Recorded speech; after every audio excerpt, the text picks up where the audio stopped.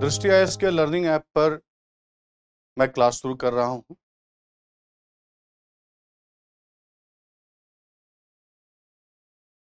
सबसे पहले मैं आपको CUET का सिलेबस दिखाना चाहता हूं इकोनॉमिक्स का। ठीक है,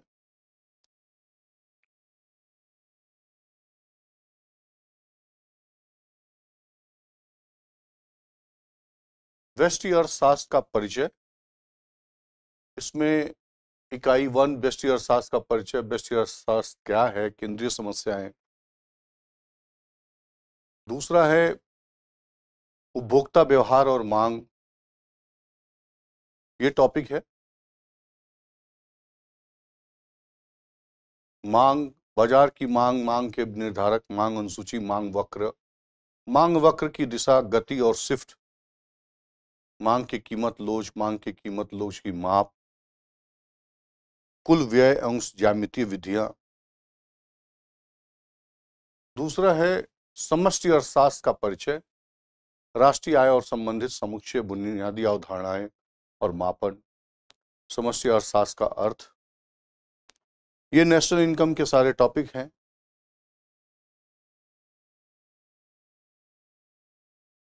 राष्ट्रीय आय का माप, मूल्यवर्धित विधि, वैल्यू एडेड मेथड, आय विधि, व्यय विधि, आय और रोजगार का निर्धारण।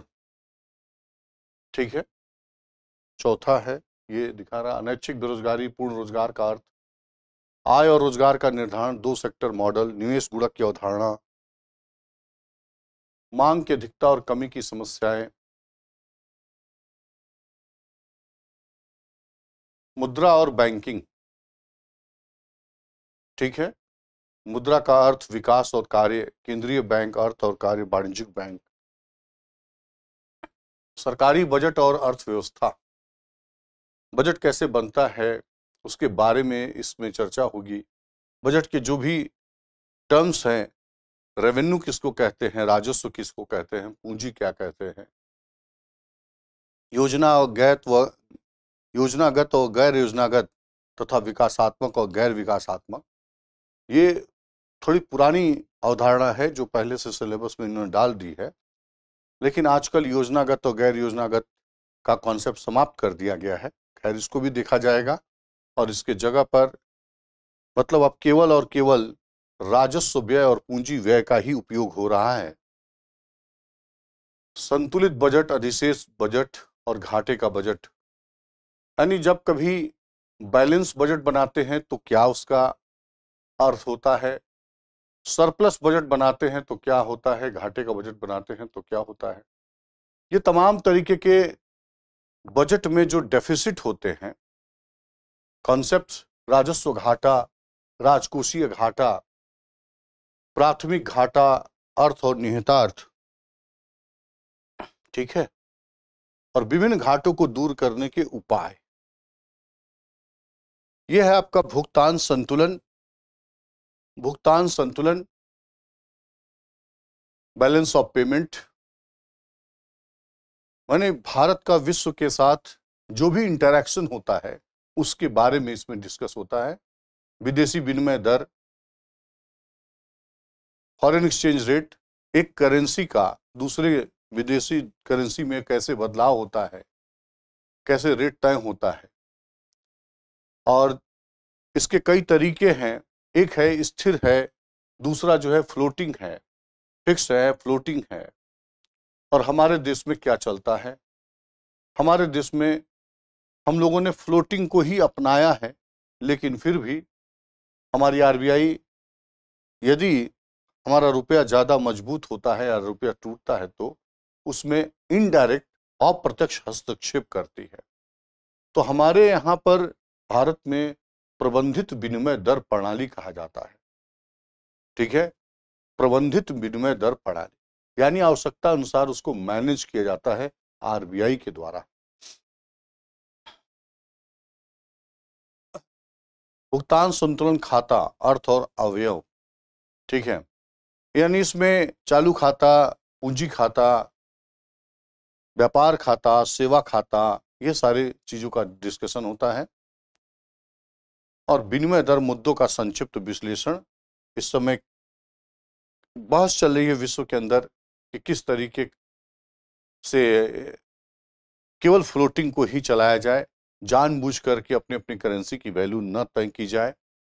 ठीक है, यह है भारतीय अर्थव्यवस्था का विकास, जो एनसीईआरटी पुस्तक है क्लास 11 की, वहां से ये टॉपिक लिए गए हैं। ठीक है, क्लास 11 की एनसीईआरटी है विकास अनुभव। उस क्लास 11 की एनसीईआरटी के अंदर पहला चैप्टर है आजादी से पहले की स्थिति।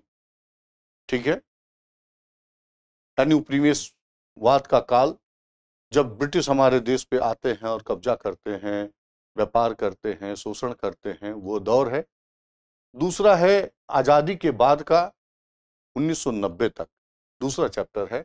यानी कि यहाँ पर दूसरे चैप्टर को ही दिखाया गया है 1947 से 1990, और एक तीसरा चैप्टर उसका बनता है 1991 से आगे का, यानी एलपीजी मॉडल जब शुरू होती है, देश में आर्थिक सुधार शुरू होती है, यानी 1991 के बाद से जो बदलाव होता है उसको लेकर के तीसरा नंबर चैप्टर बनाया गया है, उसी का है 1991 से आर्थिक सुधार।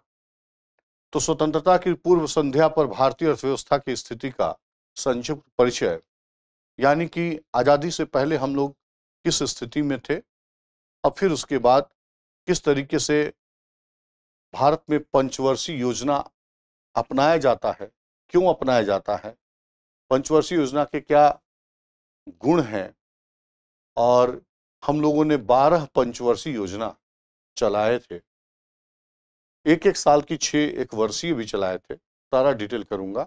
और अब योजना आयोग के स्थान पर एक दूसरी संस्था नीति आयोग लाई गई, और नीति आयोग आने पर उसने पहले के पंचवर्षीय योजना को, जो 5-5 साल की योजना होती थी, उस व्यवस्था को समाप्त कर दिया है और अपना एक नया तरीका उसने डेवलप की है। उसमें 3 बातें एक साथ रन करती हैं।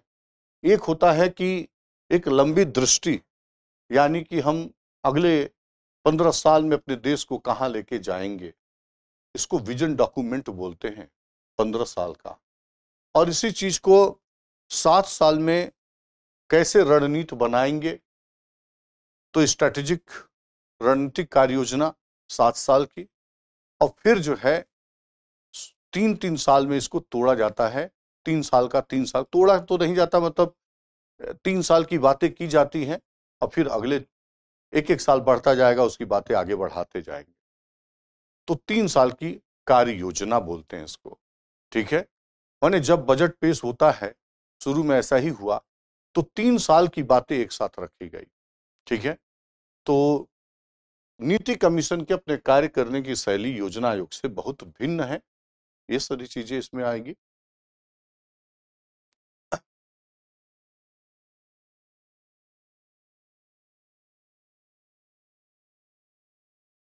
प्रमुख विशेषताएं, कृषि की नीतियां एवं समस्याएं। जैसे देखिएगा कि भारत में कृषि को लेकर के देश जब आजाद हुआ है, उसके बाद जब हम लोग पहली पंचवर्षीय योजना अपनाए हैं, तो पहली पंचवर्षीय योजना कृषि पर ही आधारित की गई, क्योंकि देश के समक्ष खाद्यान्न संकट था। खाद्यान्न संकट था, इसलिए पहली पंचवर्षीय योजना कृषि पर फोकस की गई। ठीक, उसके बाद द्वितीय पंचवर्षीय योजना में हम लोग भारी उद्योग को बल देते हैं। भारी उद्योग का मतलब होता है स्टील फैक्ट्री। ठीक है, और उसको एक तरह से कोर इंडस्ट्री भी बोलते हैं। कोर इंडस्ट्री किसको कहते हैं? जो आगे उत्पादन में सहायक हो। ठीक है, आधारभूत उद्योग कहते हैं जो आगे उत्पादन में सहायक हो। कहने का मतलब, जैसे स्टील फैक्ट्री है, अगर हम कच्चे लोहे को स्टील में तब्दील करते हैं, तभी उस स्टील से आप कोई भी गाड़ी बना सकते हैं, या कोई भी आप ठोस लोहे का सामान बना सकते हैं। दूसरी चीज इसी तरीके से है रिफाइनरी। अगर रिफाइनरी होगा, तभी जो जमीन से निकलने वाला कच्चा तेल है, क्रूड ऑयल है, उसको आप रिफाइन करके पेट्रोल, डीजल, लुब्रिकेंट और अदर अदर में चेंज कर सकते हैं। तो बिना रिफाइनरी के आप, इसी तरीके से कोयला है, बिना कोयला के आप जो है विद्युत नहीं बना पाएंगे। कहने का मतलब कि कोयला से विद्युत हम लोग बड़े पैमाने पर बनाते हैं। इसी तरह से फर्टिलाइजर है, फर्टिलाइजर यानी उर्वरक के द्वारा ही हम लोग अपनी खेती को आगे बढ़ा सकते हैं। रसायन है, केमिकल है, तो कहने का मतलब है कि सीमेंट है, इससे जो है कंस्ट्रक्शन का काम होता है, निर्माण का काम। तो ये बिजली है। इस तरीके से ये सारी चीजें कोर इंडस्ट्री होती हैं, आधारभूत उद्योग होता है।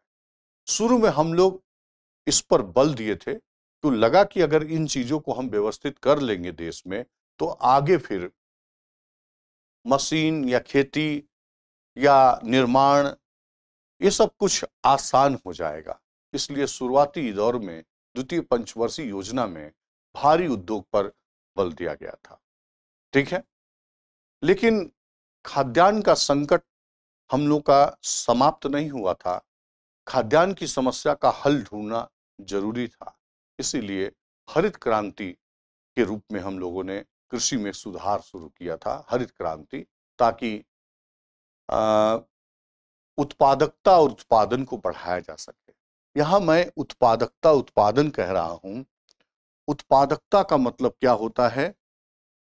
प्रोडक्टिविटी, और दूसरा होता है उत्पादन, प्रोडक्शन, प्रोडक्शन, और ये है प्रोडक्टिविटी।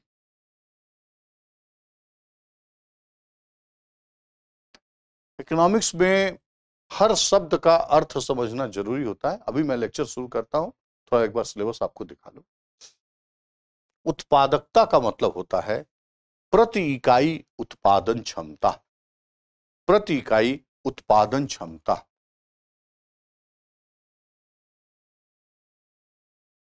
उत्पादन क्षमता, ठीक है, और ये है कुल उत्पादन।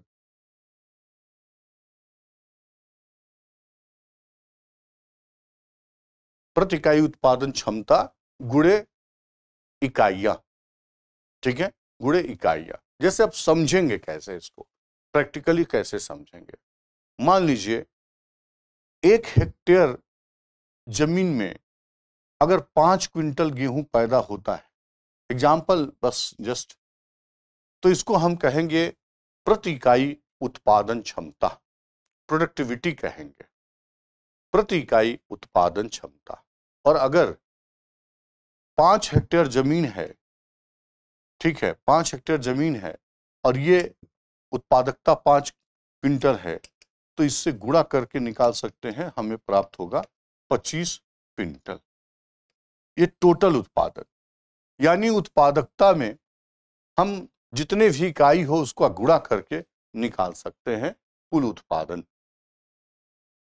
ठीक है, तो प्रोडक्टिविटी और प्रोडक्शन, इसको बढ़ाने के लिए हम लोगों ने 2 कदम उठाए थे। एक संस्थागत सुधार, यानी कि भूमि संबंधों में सुधार, अर्थात जो बिचौलिए थे, जिनको जमींदार कहा जाता था, उनको समाप्त करना, और जो पटाई पर जमीन लेकर के खेती करते थे, ठीक है, उनको जो है अधिकार प्रदान करना, उनको अधिकार प्रदान करना, यानी उनका जो रेंट होता था या जो हिस्सा देते थे मालिक को, वो बहुत ज्यादा होता था, उसको कम करना और उनके अधिकारों को सुनिश्चित करना। साथ में एक भू जोत सीमा भी लगाई गई, लैंड सीलिंग एक्ट। भू जोत सीमा, ये क्या होता है सर? लैंड सीलिंग एक्ट, भू जोत सीमा, यानी किसी परिवार के पास एक निर्धारित सीमा से अधिक जमीन होने पर उस अतिरिक्त जमीन को सरकार अधिग्रहित कर लेगी। उस अतिरिक्त जमीन को सरकार, एडिशनल लैंड लिमिट से ऊपर जमीन होने पर सरकार उसको अधिग्रहित कर लेगी और भूमिहीनों में बांटेगी, तथा सार्वजनिक उद्देश्यों के लिए उपयोग करेगी। यहाँ सार्वजनिक उद्देश्य क्या है? जैसे ग्रामीण क्षेत्र में माने किसी ग्राम में सड़क बनानी हो, स्कूल का भवन बनाना हो, पंचायत के घर बनाने हो या चारागाह के लिए जमीन छोड़नी हो, तो इन सब के लिए जो है कि उपयोग किया जाएगा। इसी को हम सार्वजनिक उद्देश्यों के लिए जमीन रखना कहते हैं। तो भू जोत सीमा था और दूसरी चीज की भूचकबंदी। भूचकबंदी ये क्या है sir? Land consolidation. Land consolidation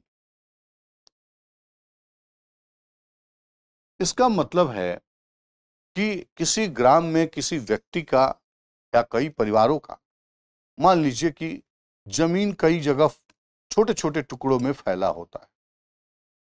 अब ये हर जगह पहुंच तो सकते नहीं है।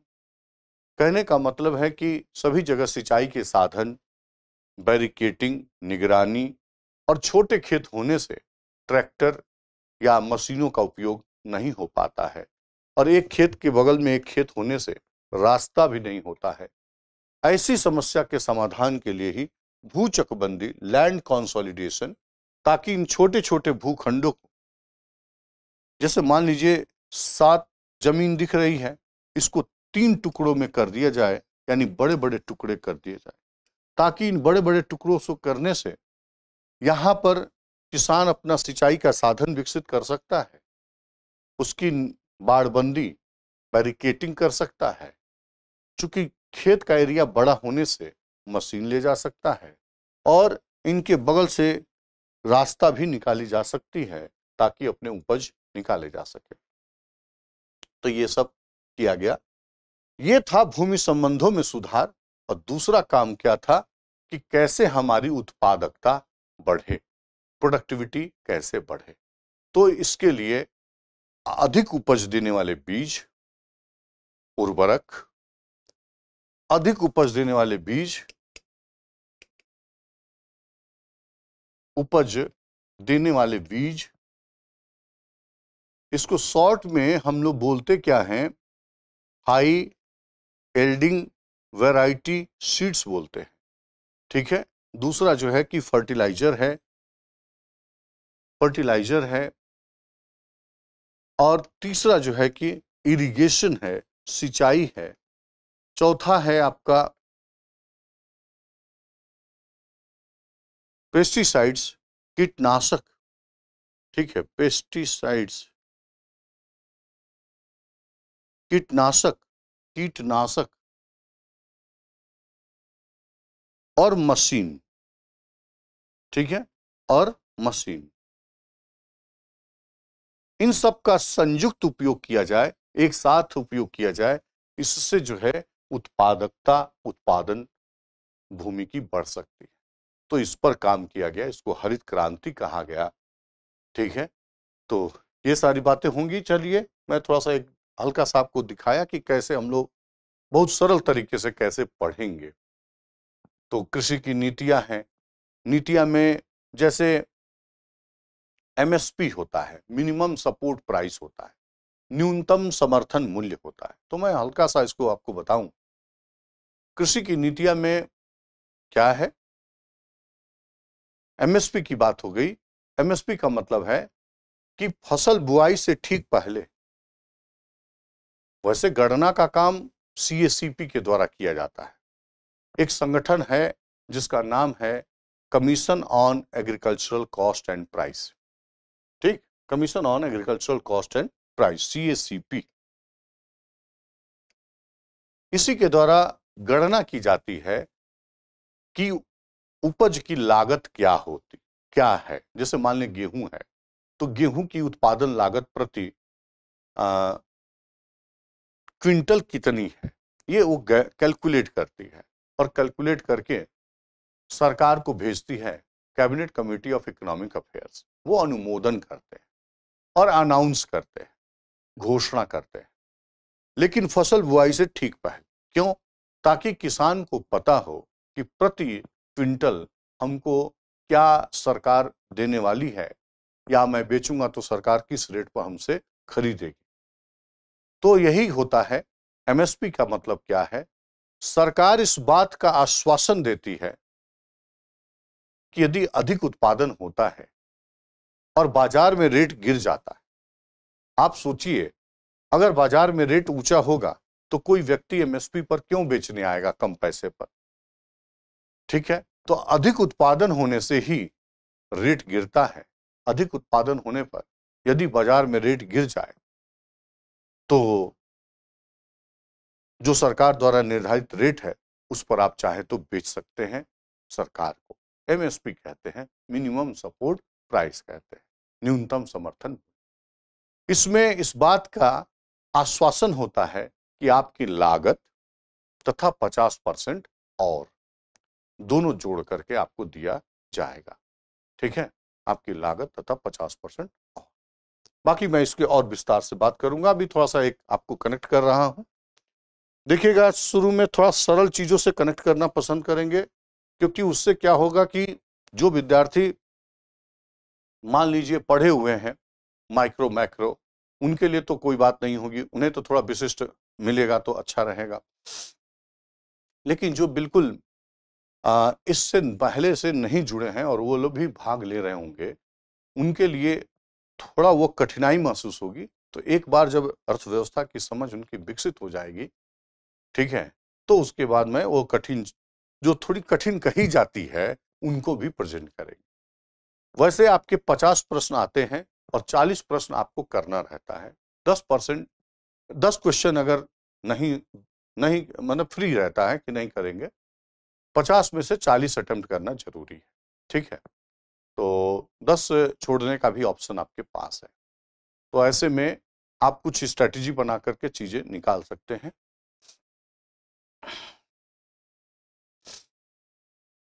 भारतीय अर्थव्यवस्था के समक्ष वर्तमान चुनौतियों में निर्धनता, पूर्ण और सापेक्ष निर्धनता उन्मूलन के लिए प्रमुख कार्यक्रम एवं समीक्षा। ठीक है, तो ये निर्धनता का चैप्टर होगा एक बड़े, इसमें मैं सारा डिटेल करूंगा। मानव पूंजी निर्माण है, ह्यूमन कैपिटल। आपको बता दें कि मानव पूंजी क्या होता है, ह्यूमन कैपिटल क्या होता है। ह्यूमन कैपिटल का मतलब होता है, जैसे मान लीजिए एक सिंपल मनुष्य है और जब उसके अंदर शिक्षा वो प्राप्त कर ले, स्वस्थ हो और कुशलता से युक्त हो, कोई ना कोई कौशल से युक्त हो, स्किल से युक्त हो, तो यह व्यक्ति मानव पूंजी कहलाता है। क्योंकि यह अब मानव पूंजी उत्पादन में बड़ी भूमिका अदा कर सकता है। किसी देश की समृद्धि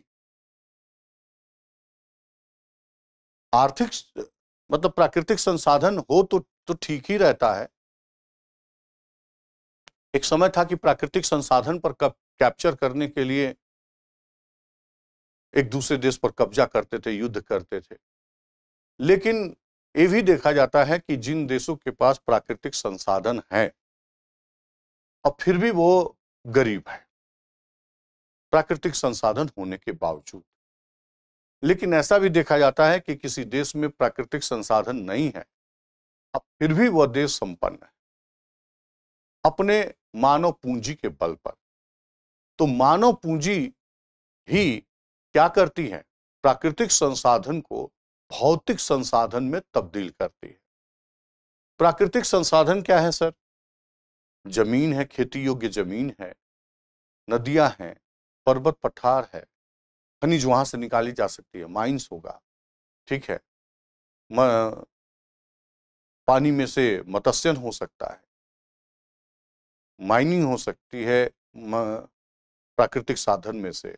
तो कहने का मतलब है कि प्राकृतिक संसाधन तो ये है, और भौतिक संसाधन क्या है? हम विद्युत बना ले, बिल्डिंग बना ले, ठीक है, कोई अपना रेल की व्यवस्था बना ले, हवाई या जहाज बना ले, ये सब हमारे भौतिक संसाधन। तो इन प्राकृतिक संसाधन को भौतिक संसाधन में तब्दील करने के लिए मानव पूंजी का महत्वपूर्ण होना जरूरी है या ऊंचे स्तर का होना जरूरी है। मानव पूंजी। केवल देश में मनुष्य के होने से, ये मानव संसाधन तो है कि मनुष्य हैं, लेकिन वह पूंजी कब बनेगा?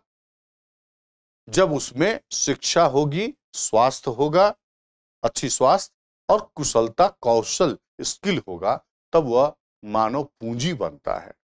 ठीक है, और मानव पूंजी के बिना पर ही यह निर्भर करेगा कि किसी देश का तरक्की क्या होगी। वो प्राकृतिक संसाधन से भौतिक संसाधन बनाने की क्षमता, उसी से तय।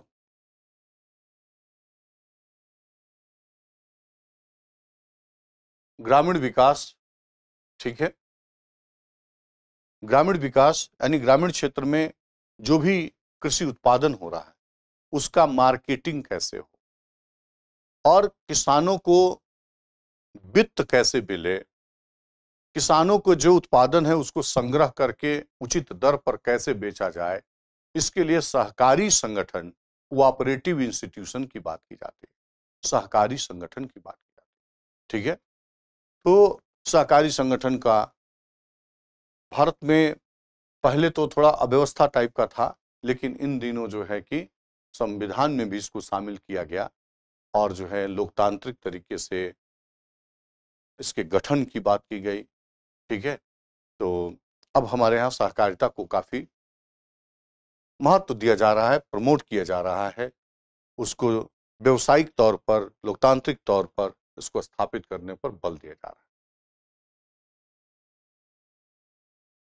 कृषि विविधीकरण, ये कृषि विविधीकरण क्या है? कृषि विविधीकरण का मतलब होता है कि हम कई फसलें उगाएं अलग अलग तरीके का, इससे भूमि की उर्वरता को बनाए रखने में मदद मिलती है। अगर एक ही खेत में केवल गेहूं चावल उगाया जाएगा तो उससे भूमि की उर्वरता समाप्त हो जाती है। भूमि की अंडरग्राउंड वाटर ज्यादा कंज्यूम होने से भूमि एक तरह से जो है कि सैलिनिटी उसमें बढ़ जाती है, तमाम समस्या उत्पन्न होती है। लेकिन वहीं अगर हम एक बार गेहूं चावल और दूसरी बार दलहन तिलहन की फसलें उगाते हैं तो भूमि में नाइट्रोजन फिक्सेशन होता है, उसमें जो है कि ताकत बढ़ती है, जल का संरक्षण होता है, इससे भूमि की उर्वरता बनी रहती है और हमारे उपभोग के लिए विविध प्रकार की चीजें उपलब्ध होती। केवल व्यक्ति गेहूं चावल से तो काम चलेगा नहीं, हमें दलहन तिलहन जैसे महत्वपूर्ण खाद्यान्न की भी जरूरत पड़ती है। कहने का मतलब है कि अगर कृषि में विविधीकरण होगा तो ये तो एक तो भूमि की उर्वरता के दृष्टिकोण से, लोगों की जरूरत पूर्ति की दृष्टिकोण से, महंगाई को नियंत्रित करने की दृष्टिकोण से हम लोग इसको सफल बना, मतलब ठीक रहेगा। इसलिए कृषि विविधीकरण पर बल दिया जाए, नहीं तो पता चलेगा कि दो अनाज बहुत ज्यादा हो गया है, सड़ रहा है और बाकी के लिए हम दूसरे देशों पर निर्भर हैं। जैसा कि आप जानते हैं कि खाद्यान्न तेल, एडिबल ऑयल आज भारत बहुत बड़े पैमाने पर आयात करता है। हम लोग अपने कृषि आयात का 50% से ज्यादा एडिबल ऑयल, खाने योग्य तेल विदेशों से आयात करते हैं। हमारे कुल आयात में भी इसकी अच्छी हिस्सेदारी है, जबकि भारत एक कृषि प्रधान देश है। कहने का मतलब कि हमको हमारे देश में इसको उगाया जाना चाहिए, कृषि में विविधीकरण लाया जाना चाहिए। रोजगार है, औपचारिक और अनौपचारिक क्षेत्र में श्रम बल। ठीक है, ये क्या है? औपचारिक अनौपचारिक क्या होता है सर? औपचारिक और अनौपचारिक क्या होता है? ठीक है, संगठित असंगठित क्या होता है? पिछली बार के 2022 में जो CUET का परीक्षा हुआ, आपके केंद्रीय विश्वविद्यालय का एंट्रेंस एग्जाम जो हुआ, उसमें एक प्रश्न ये भी पूछा गया है, जो भी मैं डिस्कस कर रहा हूं, ये टॉपिक कर रहा हूं, डिस्कस करने जा रहा हूं, ये प्रश्न आया हुआ है। ज्यादातर प्रश्न आपके इस इंडियन इकोनॉमिक सेगमेंट से ही ज्यादातर प्रश्न आते हैं और जो थियरी वाला पोर्शन है उसमें भी प्रश्न आता है, लेकिन उतना ज्यादा प्रश्न की संख्या उसमें नहीं है। तो प्रश्न अगर हमें निकालना होगा तो इधर से ज्यादा अच्छी तैयारी, और ये सरल भी होगा। ठीक है ना? चलिए कोई नहीं, मैं थोड़ा सा आपको बताता हूं। पहली बात, एक शब्द है संगठित, ठीक है, ऑर्गेनाइज्ड, और दूसरा शब्द है असंगठित। संगठित और असंगठित।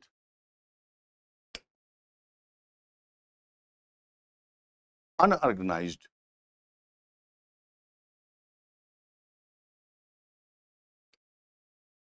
संगठित क्षेत्र, असंगठित क्षेत्र, ठीक है। अब किसको हम कहेंगे संगठित क्षेत्र, किसको कहेंगे असंगठित क्षेत्र? थोड़ा सा सुनिएगा, ये क्वेश्चन पिछली बार आया भी हुआ है। जो भी सरकारी नौकरी है, यानी जो लोग सरकार में काम कर रहे हैं, सरकारी नौकरी या सरकारी प्रतिष्ठानों में,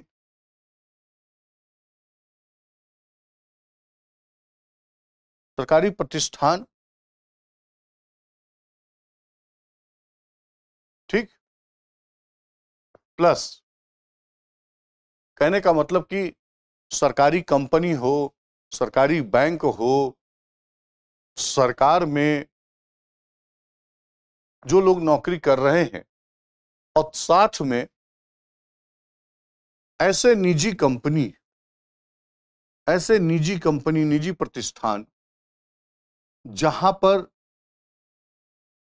10 या 10 से अधिक 10 या 10 से अधिक कर्मचारी कार्य करते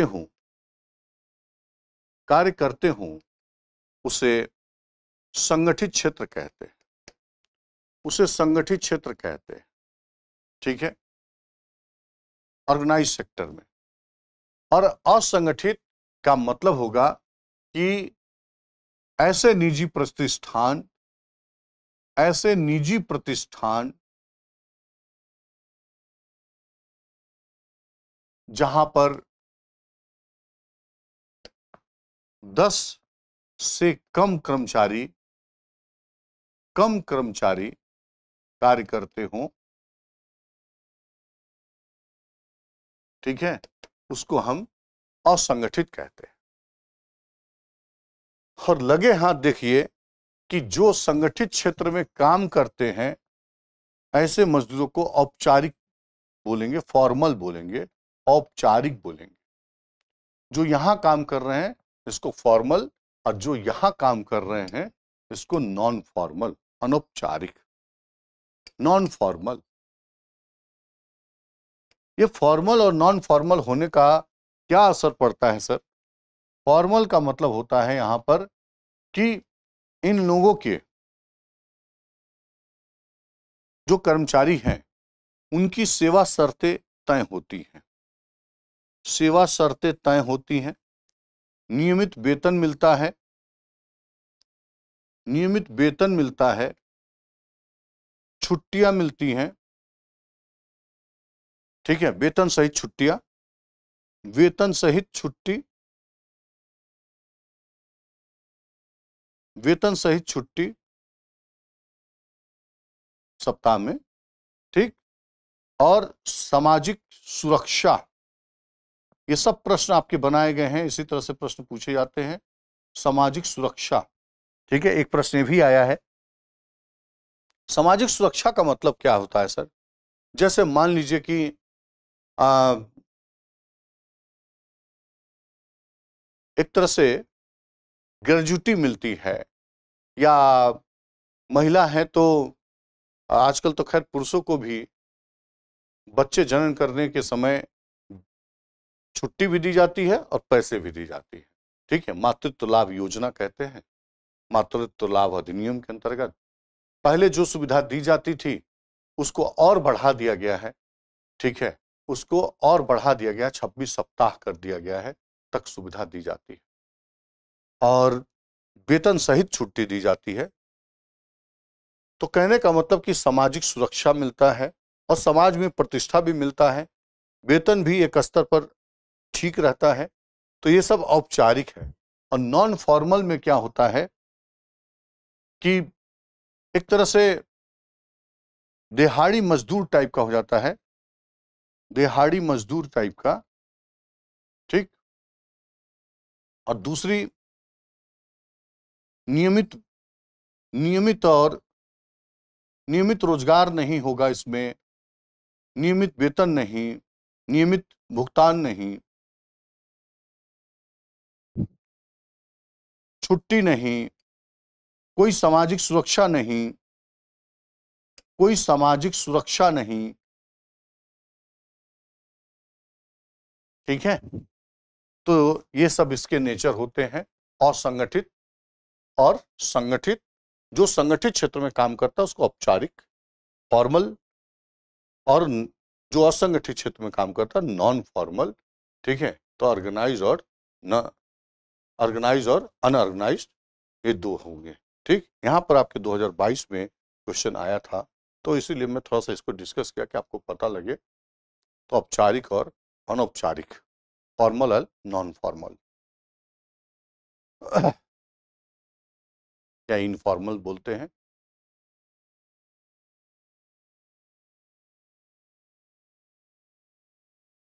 आधारिक संरचना, अर्थ और प्रकार, ये क्या है सर?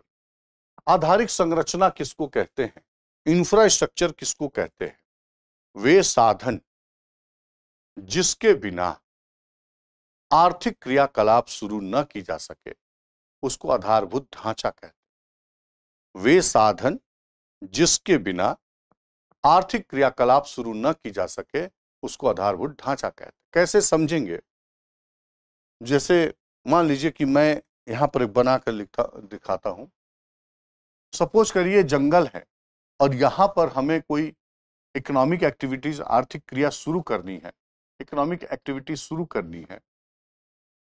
ऐसी स्थिति में पहले हमको यहां पर सड़क लानी होगी, सड़क लानी होगी, ठीक। दूर संचार भी आज के डेट में इसका अनिवार्य तत्व बन गया है। यहां पर हमें परिवहन के साधन लाने पड़ेंगे, ठीक। और इसी तरीके से अगर माल उत्पादन हो रहा है तो हमें हवाई अड्डा, लोगों के आवागमन या सामान भेजने के लिए, समुद्र निकट है तो बंदरगाह, ये सारी चीजें, इन सबको इंफ्रास्ट्रक्चर कहते हैं, ठीक है। परिवहन है जिसमें रेल हो सकता है। तो वे साधन जिसके बिना आर्थिक क्रियाकलाप शुरू न की जा सके आधारभूत ढांचा कहते हैं, ठीक है। वे साधन जिसके बिना, मैं यहां जो भी पढ़ाऊंगा सब लिखते चलूंगा, आप लोग पूरी तरह से लिख लेंगे। वे साधन जिसके बिना आर्थिक क्रियाकलाप शुरू न की जा सके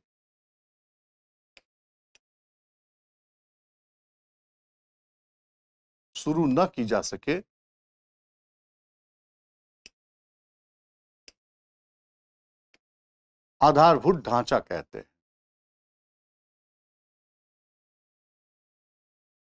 अब ये पढ़ने के बाद एक कंफ्यूजन होने लगेगा कि सर आप बोलता रहे थे आधारभूत उद्योग, कोर इंडस्ट्री, वो क्या होगा इसकी तुलना में? आधारभूत उद्योग, ठीक है। तो जानिएगा आधारभूत उद्योग इसके बाद आएगा, ये पहले आएगा, ये पहले आएगा। आर्थिक क्रियाकलाप शुरू करने के लिए इसकी जरूरत पड़ेगी। और उसके बाद आधारभूत उद्योग का मतलब है कि वे उद्योग जो आगे उत्पादन में सहायक हों, वे उद्योग जो अपने उत्पाद से आगे उत्पादन में सहायक हों, ठीक है। तो कंफ्यूजन ना हो, ऐसा लगता है कि दोनों एक ही है, और जब ऑप्शन आता है तो मिलता जुलता थोड़ा नजर आता है, तो डिसाइड नहीं हो पाता है कि कौन सा सही है। तो इंफ्रास्ट्रक्चर दूसरी चीज हो गई और कोर इंडस्ट्री दूसरी चीज हो गई। इसमें वो फैक्ट्री आती है, स्टील फैक्ट्री, कोयला फैक्ट्री, ठीक है, रिफाइनरी आता है, सीमेंट आता है, उर्वरक आता है, विद्युत का इक्विपमेंट्स बनाने वाली कंपनी, ये सारी चीजें आती। जबकि यहां पर आपने देखा कि सड़क है, हवाई अड्डा है, बंदरगाह है, रेलवे है, ठीक, ये सारी चीजें आती।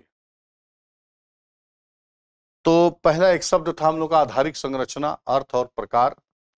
प्रकार की अगर बात करें तो आधारभूत ढांचा को दो प्रकार में हम लोग बांटते हैं। आधारभूत ढांचा को दो प्रकार में बांटते हैं। एक है आपका आर्थिक आधारभूत ढांचा, आर्थिक, और दूसरा होता है सामाजिक। आर्थिक और सामाजिक। सवाल उठता है सर आर्थिक में क्या होगा? तो आर्थिक में ये जो मैं लिख रखा हूं ये आर्थिक में होगा। और सामाजिक में क्या होगा? स्कूल की बिल्डिंग है, यानी शिक्षा संस्थान स्कूल की बिल्डिंग है, और वो यूनिवर्सिटी का भी बिल्डिंग होगा। कहने का मतलब शिक्षा संस्थान, और दूसरी है हॉस्पिटल। हॉस्पिटल। तीसरी चीज है पीने का पानी और स्वच्छता। पीने का पानी और स्वच्छता, और स्वच्छता, सैनिटेशन।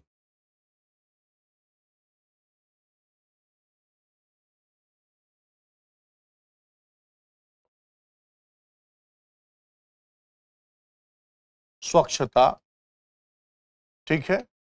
ड्रेनेज सिस्टम होता है, ड्रेनेज सिस्टम, ड्रेनेज प्रणाली, ये सारी चीजें सामाजिक होती हैं। स्कूल की बिल्डिंग है, हॉस्पिटल है, पीने के पानी और स्वच्छता है, ड्रेनेज सिस्टम है, ये सब सामाजिक इंफ्रास्ट्रक्चर के अंतर्गत आता है। जरा जानिएगा, इससे मानव संसाधन को मानव पूंजी बनाई जाती है, मानव पूंजी बनाई जाती है, और इधर जो है कि इसके द्वारा जो है आर्थिक क्रियाकलाप को तेज किया जाता है। और जब दोनों मिलते हैं तो आर्थिक क्रियाकलाप और तेज हो जाता है। ठीक, इसका भी होना जरूरी है। इससे मानव पूंजी का विकास होगा, लोगों के जीवन स्तर का सुधार होगा, मतलब जीवन में बदलाव आएगा, और यहां पर इन सब सुविधाओं का उपयोग करके उत्पादन करने में आसानी होती है। तो इंफ्रास्ट्रक्चर, ये प्रश्न आया हुआ है, इंफ्रास्ट्रक्चर क्या होगा, क्या होता है? ये जो है उत्पादन को बढ़ाने में काम आता है, लोगों के जीवन स्तर को सुधारने में काम आता है।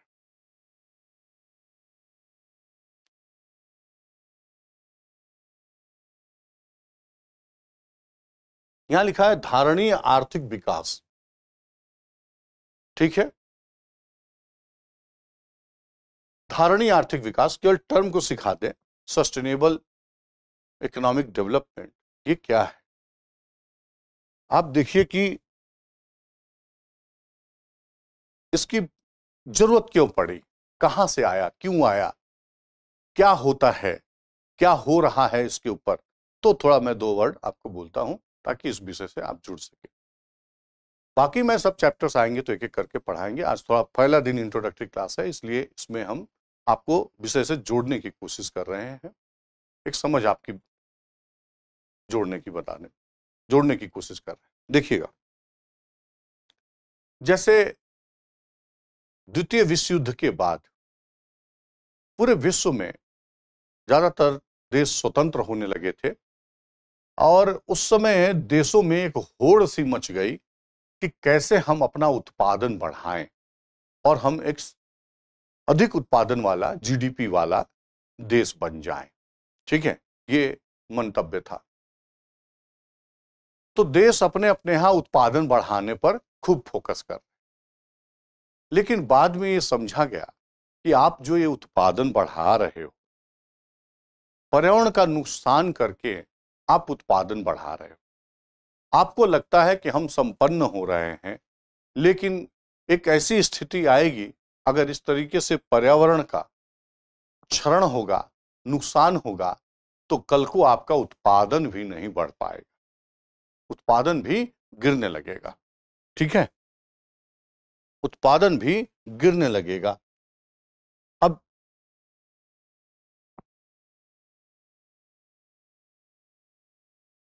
अब इस बात पर चिंता व्यक्त की गई कि पर्यावरण को बचाते हुए, संसाधनों को बचाते हुए आप उत्पादन करिए, तभी यह उत्पादन जारी रहेगा, आगे बढ़ेगा। पर्यावरण को नष्ट करके, संसाधन को समाप्त करके अगर आप आज उत्पादन कर लेंगे तो कल की स्थिति में आने वाली पीढ़ी के पास न संसाधन बचेगा और इतना ज्यादा प्रदूषण हो जाएगा कि उसकी स्वास्थ्य स्थिति भी नहीं बचेगी और सब कुछ खत्म हो जाएगा, डैमेज हो जाएगा। इसी तरीके की चिंता व्यक्त की गई। उसके बाद संयुक्त राष्ट्र की तरफ से कमेटी गठित की गई, यूएन की तरफ से, यूएनओ बोलते हैं, और एक ब्रुटलैंड नाम के विद्वान ने एक परिभाषा इसके संदर्भ में दिया जो काफी सर्वमान्य है और उसी परिभाषा को सब जगह उपयोग किया जाता है। उसके कॉन्सेप्ट से प्रश्न आ सकते हैं, वो देखिए क्या है। पहला क्वेश्चन तो यही है कि ब्रुटलैंड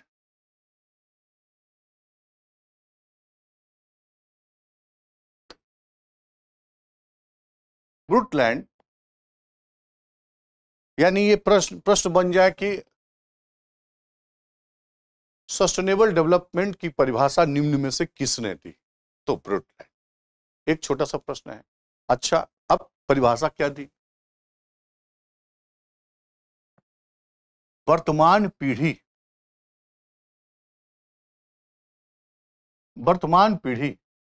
अपनी जरूरतों को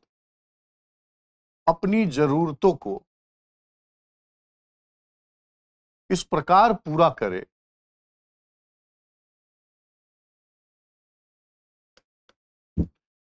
पूरा करे ताकि आने वाली पीढ़ी के हित प्रभावित न हो। आने वाली पीढ़ी के हित प्रभावित न हो।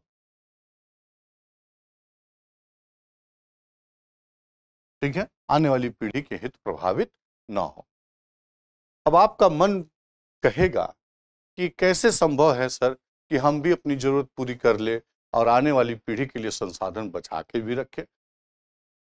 ये कैसे संभव है सर कि हम खूब उत्पादन करेंगे तो प्रदूषण तो होगा ही, तो फिर कैसे ये सब संभव है कि बिना प्रदूषण के ही उत्पादन हो जाए? ठीक, ये सब आपके मन के प्रश्न है। तो देखिएगा, मैं इसको दिखाने की कोशिश कर रहा हूं कि कैसे वर्तमान पीढ़ी अपनी जरूरतें पूरी भी कर लेंगी और भविष्य के लिए संसाधन बचा के भी रखेंगे और पॉल्यूशन भी कम होगा। ऐसा होगा तकनीकी उन्नयन के द्वारा। ये तकनीकी उन्नयन क्या होता है? टेक्नोलॉजी अपग्रेडेशन बोलते हैं।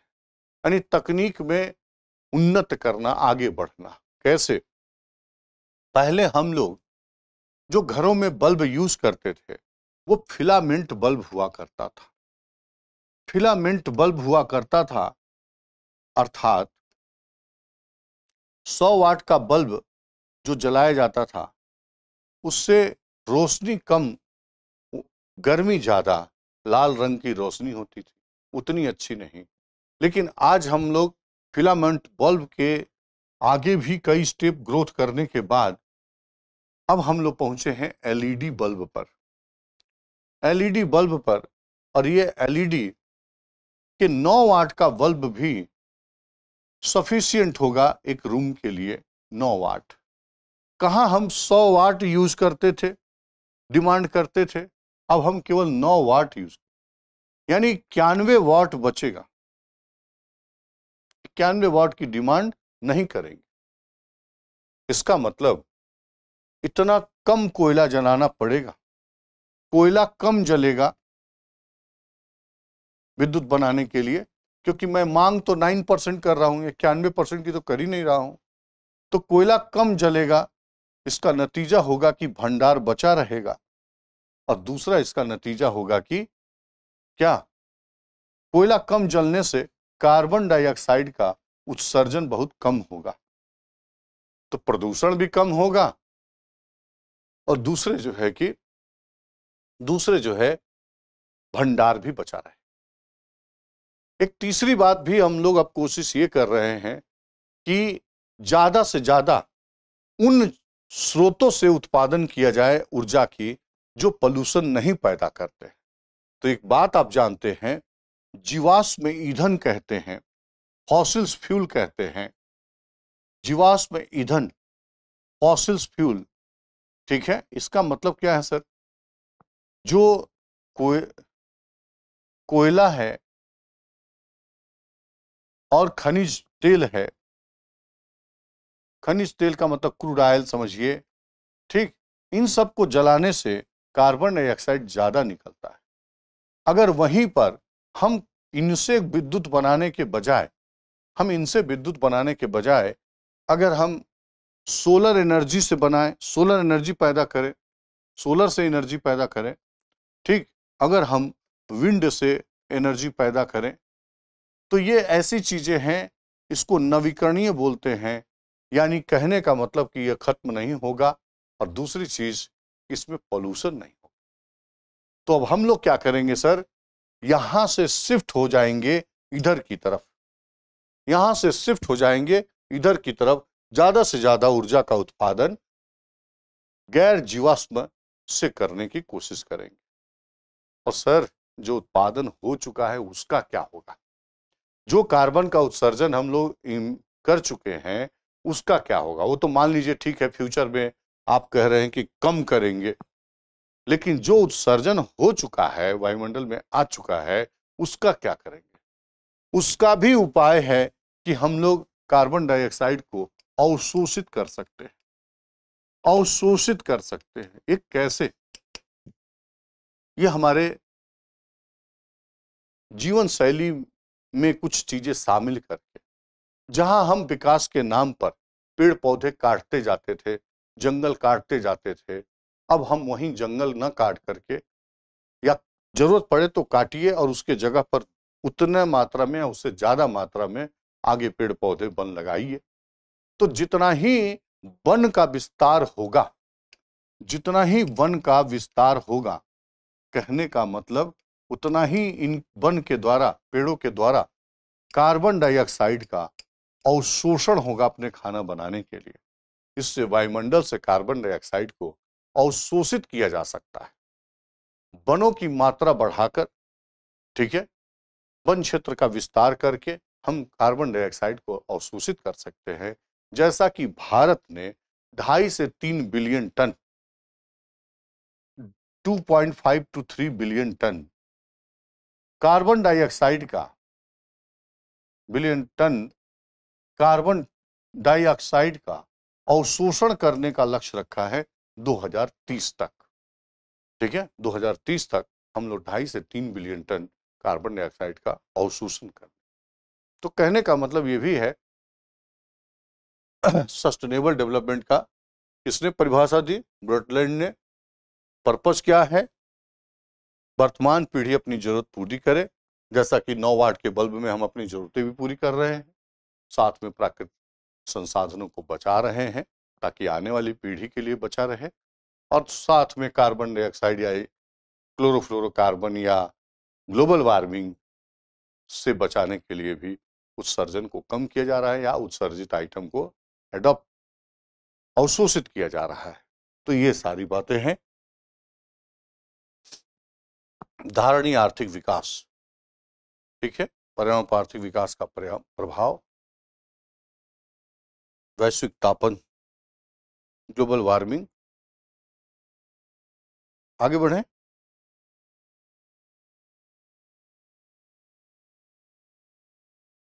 भारत का विकास अनुभव, पड़ोसियों के साथ तुलना, भारत और पाकिस्तान, भारत और चीन, ठीक है।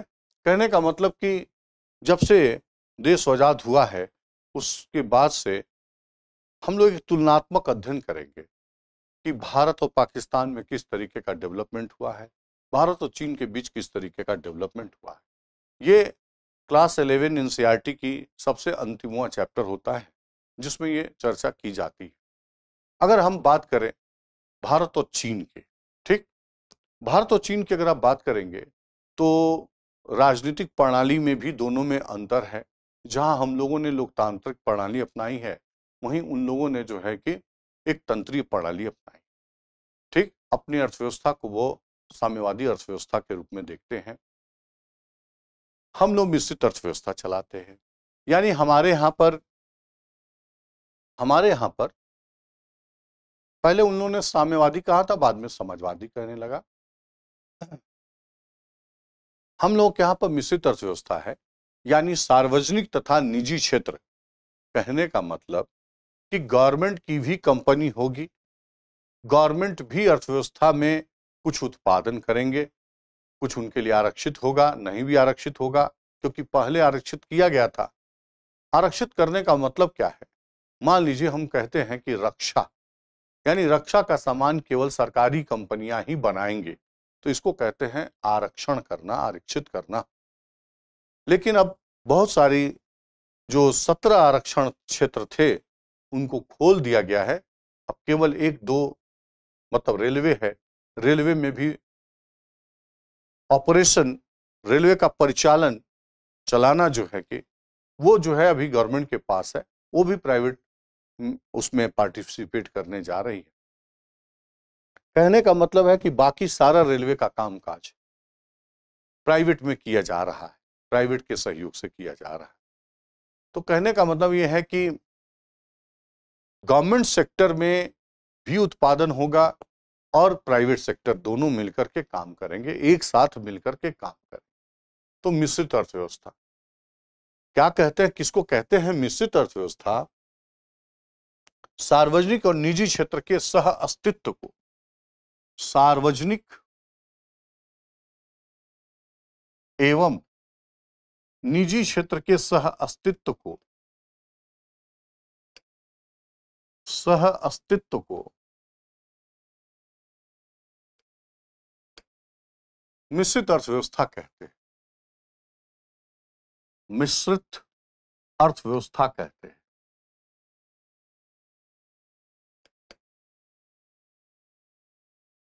मिश्रित अर्थव्यवस्था कहते हैं, ठीक है, मिक्स इकोनॉमी कहते हैं। यहां पर हल्का सा हम आपको बताएं थोड़ा, मिश्रित अर्थव्यवस्था का स्वरूप क्या होता है? स्वरूप क्या होता है? स्वरूप की अंग्रेजी होगी नेचर, इसी की एक दूसरी हिंदी होती है प्रकृति। ठीक है, तो मिश्रित अर्थव्यवस्था का स्वरूप, नेचर, प्रकृति क्या होता है? तो इसको 3 भागों में बांटा जाता है। ठीक, एक,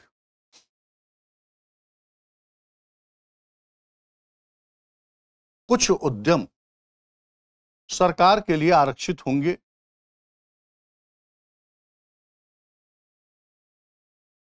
सरकार के लिए आरक्षित होंगे, जबकि दूसरा पॉइंट है कुछ उद्यम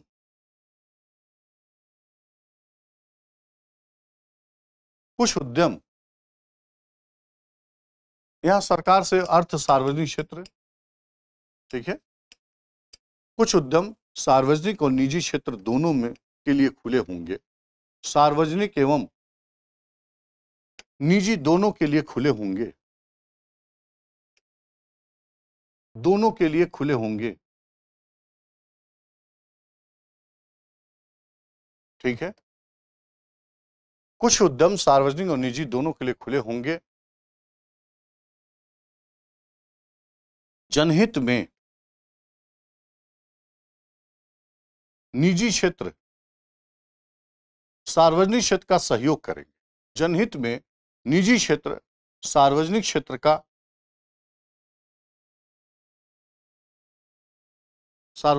का सहयोग करेंगे।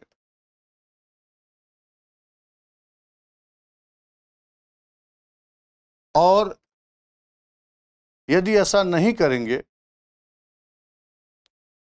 और यदि ऐसा नहीं करेंगे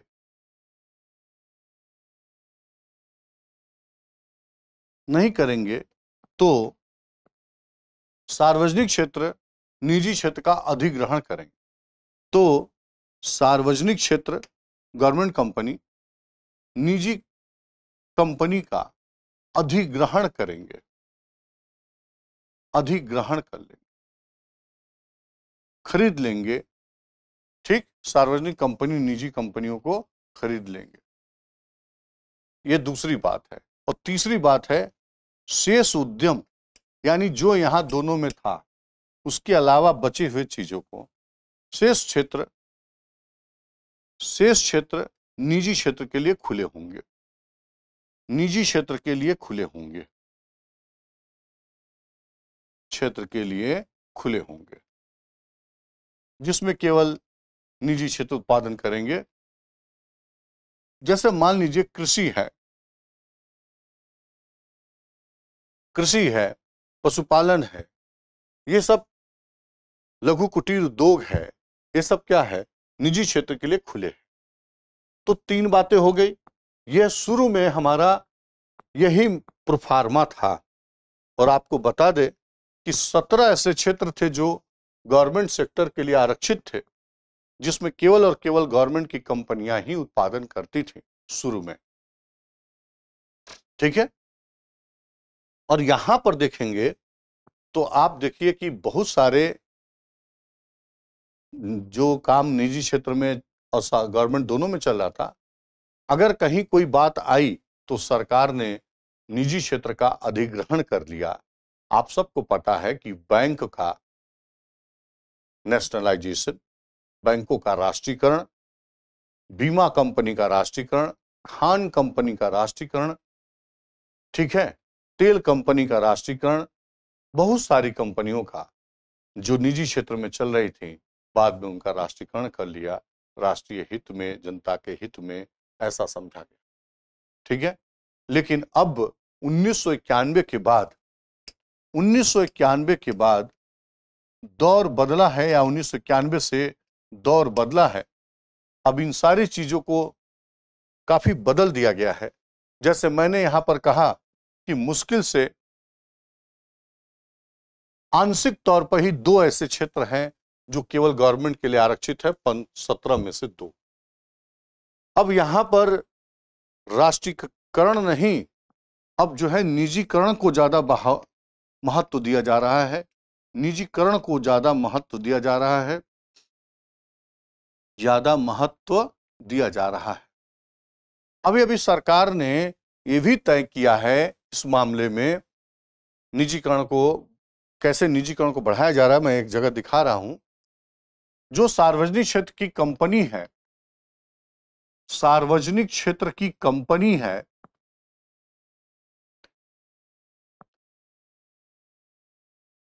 इसके संदर्भ में सरकार ने कुछ इस तरीके से डिसीजन किया है।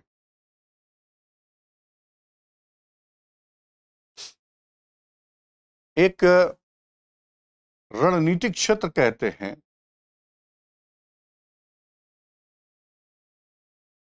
रणनीतिक क्षेत्र, स्ट्रेटेजिक सेक्टर, और एक होगा गैर रणनीतिक क्षेत्र, गैर रणनीतिक क्षेत्र, ठीक है, नॉन स्ट्रेटेजिक सेक्टर। अब रणनीतिक क्षेत्र में क्या क्या आता है, तो एक होता है रक्षा, राष्ट्रीय सुरक्षा, राष्ट्रीय सुरक्षा होगा, इसमें जैसे रक्षा हो जाएगा,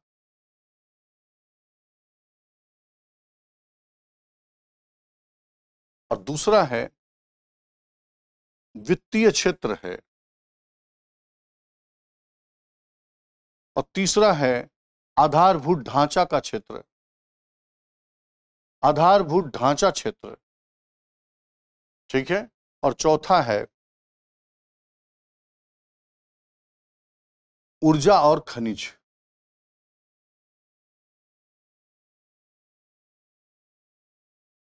ये 4 क्षेत्रों को रणनीतिक क्षेत्र के अंतर्गत माना गया है, ठीक है।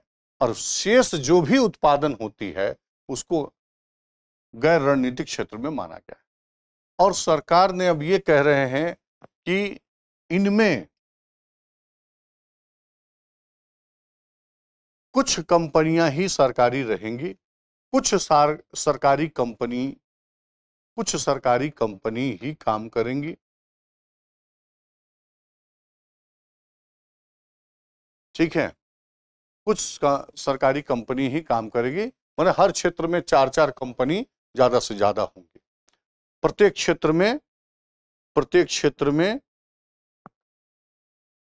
4-4 कंपनी, सरकारी कंपनी कार्य करेंगी।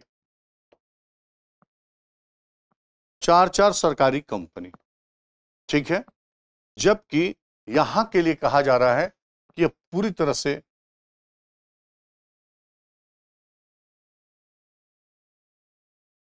गैर रणनीतिक क्षेत्र की सरकारी कंपनी का पूरी तरह से निजी क्षेत्र को बेच दिया जाएगा, निजी क्षेत्र को बेचा जाएगा।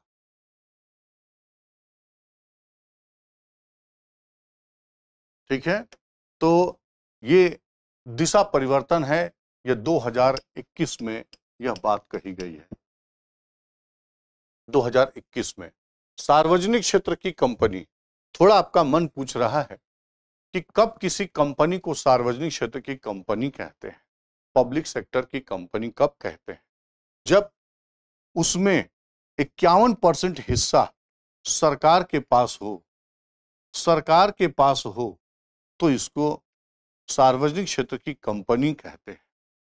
51% हिस्सा सरकार के पास हो तो इसको सार्वजनिक क्षेत्र की कंपनी, ठीक है। चलिए, और अगर किसी कंपनी में 51% हिस्सा अगर निजी स्वामित्व में हो जाए, निजी स्वामित्व में हो, तो इसको हम निजी क्षेत्र की कंपनी कहेंगे, निजी क्षेत्र की कंपनी कहेंगे।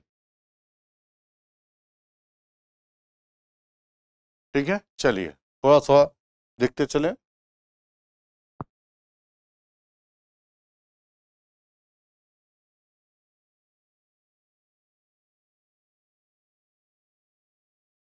तो कहने का मतलब है कि अगर हम लोग बात कर रहे थे, भारत और चीन की तुलना कर रहे थे, है ना, तो भारत में मिश्रित अर्थव्यवस्था है। आप बोलेंगे कि क्या सर, आजादी के बाद तो हम लोग मिश्रित अपनाए, सरकारी क्षेत्र का विस्तार हुआ, वो तो बात समझ में आ रही है। लेकिन 1991 के बाद जब एलपीजी मॉडल आया, तो क्या अभी भी हमारे देश में मिश्रित अर्थव्यवस्था है क्या? आपके मन का प्रश्न है। हाँ, आज भी मिश्रित अर्थव्यवस्था है। मिश्रित अर्थव्यवस्था का मतलब क्या है? सार्वजनिक और निजी क्षेत्र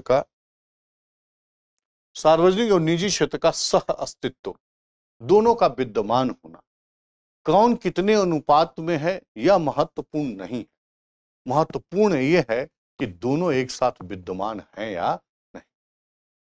पहले क्या होता था 1991 से पहले, कि गवर्नमेंट सेक्टर की, सार्वजनिक क्षेत्र की हिस्सेदारी बढ़ती जाती थी।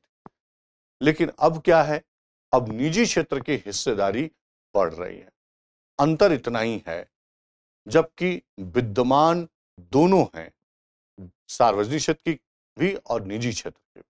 इसलिए मिश्रित अर्थव्यवस्था आज भी है। हाँ, ये बात जरूर है कि 1991 से पहले पीएसयू को, गवर्नमेंट कंपनी को ज्यादा महत्व दी गई थी, ज्यादा भूमिका दी गई थी। अब निजी क्षेत्र की कंपनी को ज्यादा भूमिका, महत्व दी जा रही है। ठीक है, इसीलिए इसको कहते हैं यू टर्न कहते हैं, यू टर्न कहते हैं। जहां पहले केंद्रीकरण की प्रवृत्ति थी, जहां पहले सरकारी कंपनी का बोलबाला था, ठीक, वह नियंत्रण पर आधारित था सब कुछ, कंट्रोल कमांड, वहीं अब जो है कि विकेंद्रीकरण पर बल है। अब जो है निजी कंपनी को बढ़ाने पर बल है, निजी कंपनी को ज्यादा भूमिका देने पर बल है।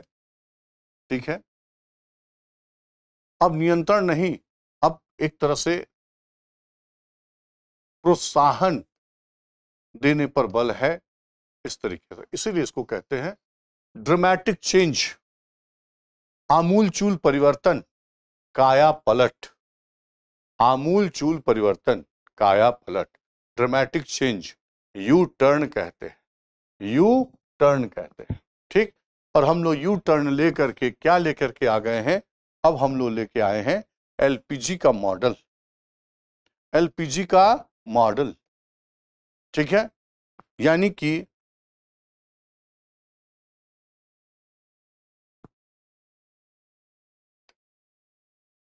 लिबरलाइजेशन, उदारीकरण, ये क्या शब्द है सर, उदारीकरण, पहले से चल रहे, ठीक है, पहले से चल रहे, पहले से चल रहे कठोर आर्थिक नियमों को, कठोर आर्थिक नियमों को या तो समाप्त कर दिया जाए,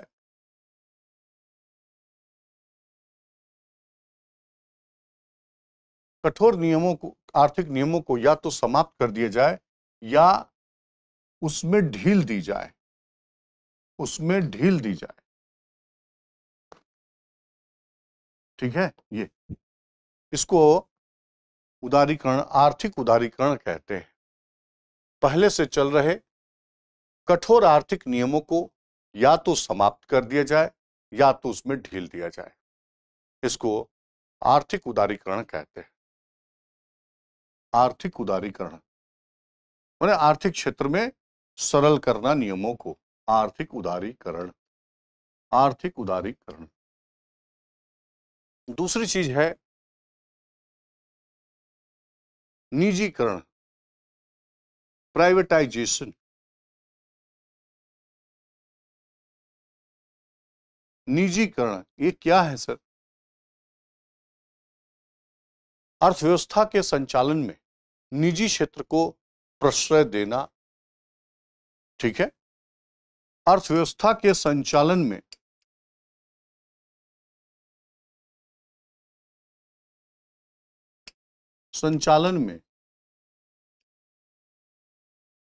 विभिन्न उपायों द्वारा, अब मैं नीचे विभिन्न उपायों को डिफाइन करूंगा। संचालन में विभिन्न उपायों द्वारा निजी क्षेत्र को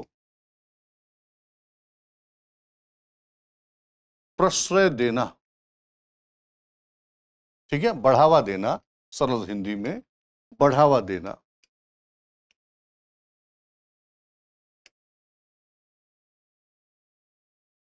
अब सवाल उठता है विभिन्न उपाय क्या है सर। विभिन्न उपाय है, नंबर 1, सार्वजनिक क्षेत्र के लिए आरक्षित क्षेत्रों को, सार्वजनिक क्षेत्र के लिए यानी गवर्नमेंट के लिए जो क्षेत्र आरक्षित है, सार्वजनिक क्षेत्र के लिए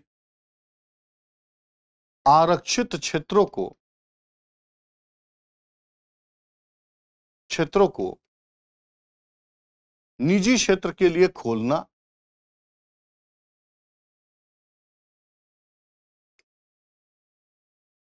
निजी क्षेत्र के लिए खोलना, एक पॉइंट। दूसरा, सार्वजनिक कंपनियों का विनिवेश कर, सार्वजनिक कंपनियों का विनिवेश कर। ये विनिवेश क्या होता है, डिसइन्वेस्टमेंट, विनिवेश कर, ठीक है। डिसइन्वेस्टमेंट क्या होता है,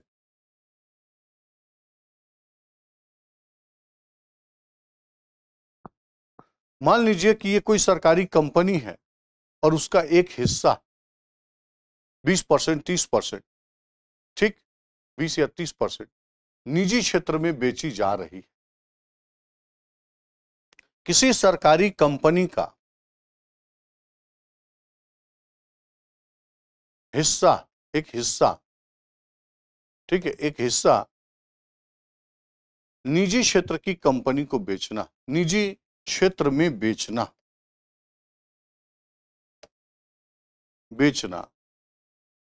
इसी को विनिवेश कहते हैं, डिसइन्वेस्टमेंट कहते हैं। मान लीजिए सरकारी कंपनी 100% मालिक थी सरकार, उसने 20% हिस्सा बेचा। बेचने के दो तरीके हैं, एक होता है रणनीतिक क्षेत्र, एक होता है रणनीतिक क्षेत्र और दूसरा होता है आईपीओ के द्वारा, इनिशियल पब्लिक ऑफरिंग। ये रणनीतिक क्षेत्र का मतलब होता है सर कि उस सरकारी कंपनी का जो हिस्सा है, मान लीजिए किसी विशेष कंपनी को, पर्टिकुलर कंपनी को, टाटा को, रिलायंस को, अडानी को, वेदांता को, किसी को भी एक कंपनी को बेचा जाए तो इसको हम रणनीतिक विनिवेश कहते हैं, रणनीतिक विनिवेश कहते हैं। ठीक है, रणनीतिक विनिवेश कहते हैं। Strategic disinvestment. और यदि कंपनी अपना शेयर ले जाकर शेयर बाजार में, प्राइमरी मार्केट बोलते हैं, वहां पर दर्ज कराकर, लिस्ट कराकर बेचती है, हम और आप, कोई कंपनी वाला भी, कोई धनी आदमी भी, कोई भी खरीद सकता है, तो उसको आईपीओ के माध्यम से बेचना कहते हैं। इसमें क्या होता है, बेचा जाता है तो इसका मैनेजमेंट का राइट भी उस खरीदार को दे दिया जाता है। मैनेजमेंट राइट इस प्राइवेट पार्टी को दे दिया जाता है। ठीक है, आप पूछ रहे हैं कि सर 20-30% खरीदा उसने, 40% खरीदा उसने, और मैनेजमेंट क्यों दे दिया? इसलिए ताकि तभी वह निवेश करेगा, अन्यथा नहीं करेगा।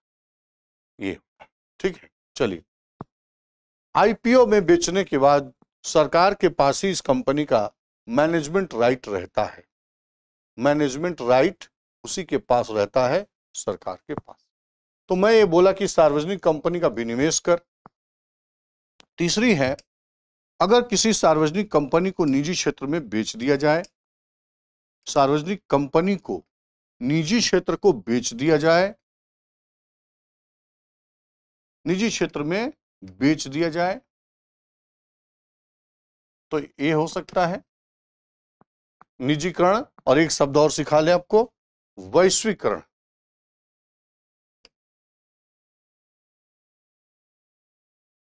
ग्लोबलाइजेशन,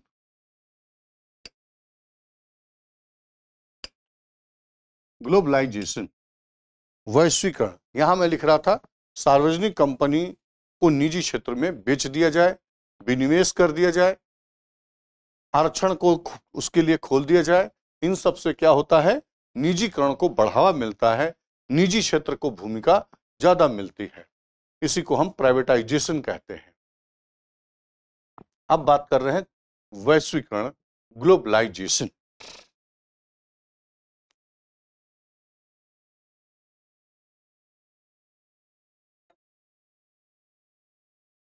आइए, ग्लोबलाइजेशन ये क्या है? किसी देश की अर्थव्यवस्था को, किसी देश की अर्थव्यवस्था को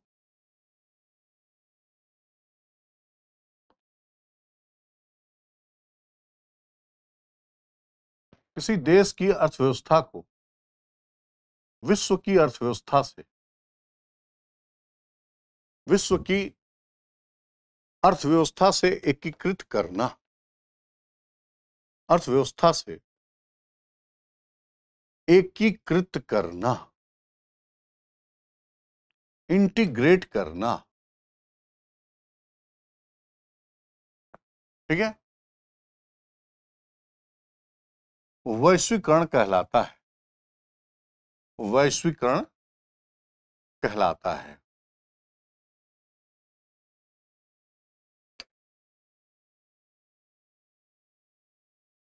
किसी देश की अर्थव्यवस्था को विश्व की अर्थव्यवस्था से एकीकृत करना, इंटीग्रेट करना। ठीक, अब इसी चीज को हम ये भी कह सकते हैं, ये भी आपके एनसीईआरटी में दिया हुआ है। ठीक है, यही वाली परिभाषा दी हुई है। मैं थोड़ा और इसको विस्तार में लेके चलूं। वस्तुओं सेवाओं, वस्तुओं और तकनीक, टेक्नोलॉजी और निवेश, इन्वेस्टमेंट विदेशों से, मान लीजिए हमारे देश में पूंजी निवेश हो, यानी ले आकर के कल कारखाना स्थापित करे या हमारे शेयर बाजार में शेयर को खरीदे, तो इसको निवेश कहते हैं। ठीक है, तो वस्तुओं, तकनीक, निवेश तथा श्रम के मामले में खुली अंतर क्रिया हो, खुली अंतर क्रिया, ओपन इंटरैक्शन, अंतर क्रिया। ठीक है, खुली अंतर क्रिया हो, इससे प्रतियोगिता होती है, प्रतियोगिता होती है,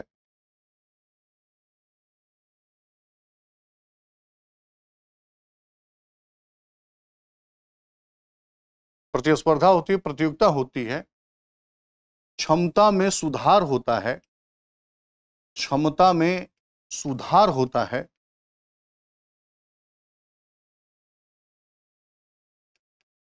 वैश्विक स्तर पर होने वाली, वैश्विक स्तर पर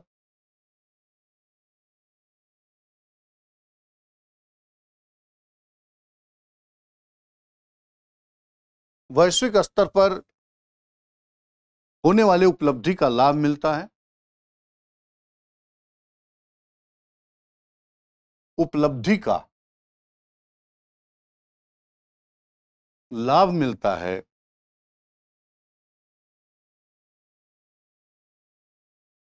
और लेकिन प्रतिस्पर्धा न कर पाने पर, लेकिन प्रतिस्पर्धा न कर पाने पर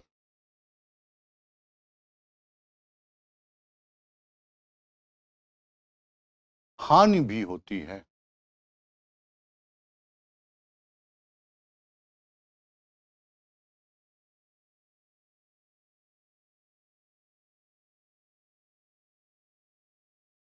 हानि भी होती है।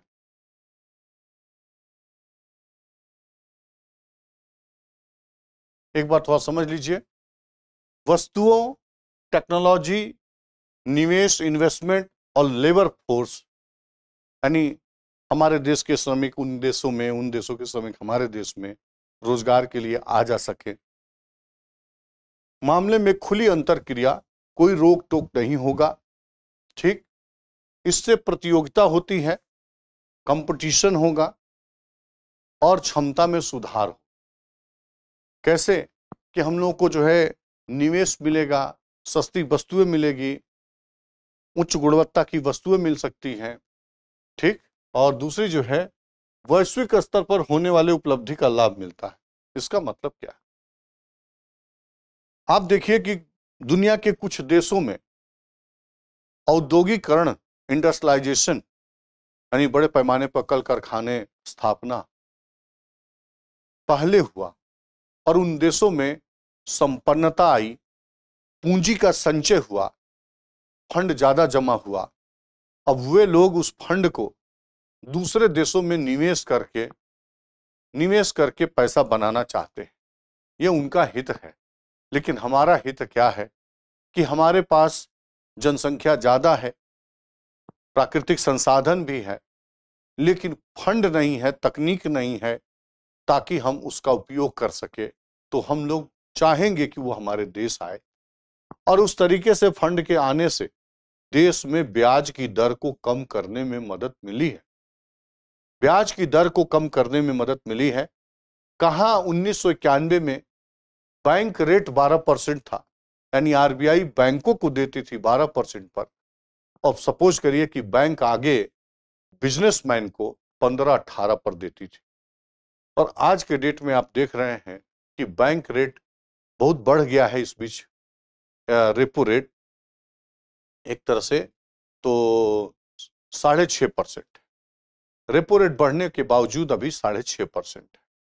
ठीक है, यानी आरबीआई 6.5% पर बैंकों को दे रही है। ज़्यादा से ज़्यादा 9-10%, 11% ये रहता है। तो कहने का मतलब है कि फंड के फ्लो की वजह से पूंजी के हमारे देश में आगमन हुआ है, क्योंकि हम लोगों ने अर्थव्यवस्था को ओपन किया है, विदेशी निवेशकों को आने की अनुमति दी है, विदेशी बैंकों को आने की अनुमति दी है। इससे जो है कि हमारे देश में ब्याज की दर को कम करने में मदद मिली है। बहुत सारी सस्ती वस्तुएं भी, उच्च गुणवत्ता की वस्तुएं भी हमारे देश में आई हैं, अच्छी अच्छी तकनीक हमारे देश में आई है। तो इन सब चीजों का लाभ हमारा देश उठा रहा है इस वैश्वीकरण के कारण से। लेकिन सर, अगर कुछ कह रहे हैं कि प्रतिस्पर्धा नहीं कर सके तो न कर पाने पर हानि भी हो सकती है, होती है, बिल्कुल हुई है, भारत को भी हुई है। आप देखिए कि हमारे लघु और कुटीर उद्योग, छोटे उद्योग, जो कि विदेशों से आने वाले सस्ते गुणवत्ता युक्त वस्तुएं, इनके वजह से इन उद्योगों की हानि हुई है। इनका यहाँ पर रोजगार में कमी हुई है, रोजगार प्रभावित हुआ है, क्योंकि इनके पास उतना संसाधन नहीं होता, न उतनी तकनीक होती है, न उतनी पूंजी होती है, न उतनी ब्रांडिंग होती है। ऐसे में विदेशी सस्ती वस्तुओं के और गुणवत्ता युक्त वस्तुओं के, चूंकि वहां पर बड़ी बड़ी कंपनियों के द्वारा उत्पादन किया जाता है, उनकी लागत कम आती है, हमारी छोटी कंपनियां मुकाबला नहीं कर पाई हैं, वहां पर रोजगार गंवाना पड़ा है। तो ये भी एक समस्या है सर, ठीक है ना। ये तो वैश्वीकरण किसी देश की अर्थव्यवस्था को विश्व की अर्थव्यवस्था से एकीकृत करना, इंटीग्रेट करना, और दूसरा क्या है, तकनीक, निवेश और श्रम के मामले में खुली अंतर क्रिया। तो हम लोग बात कहां पर कर रहे थे, थोड़ा देख लीजिए यहां आकर के। भारत और चीन की ही तुलना हो रही थी उसी में। अगला है आर्थिक समृद्धि, जनसंख्या, क्षेत्रीय विकास और अन्य मानव विकास सूचकांक। ठीक है, तो ये सारे आपके पॉइंट्स हैं।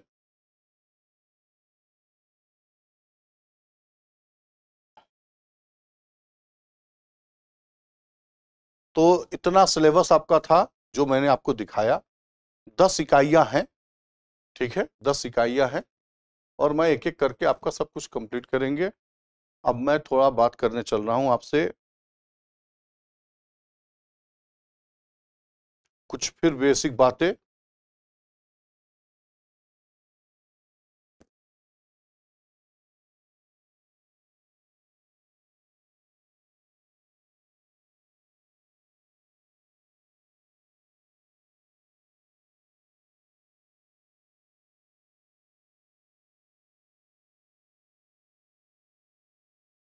देखिए, हम लोग की पढ़ाई यहां से शुरू होगी। जैसे लिखा है अर्थशास्त्र, अंग्रेजी में इकोनॉमिक्स बोलते हैं,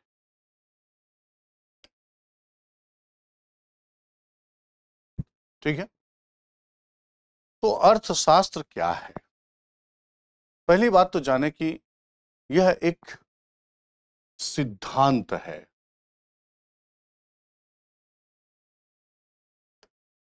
ठीक है, अर्थशास्त्र क्या है, देखिए,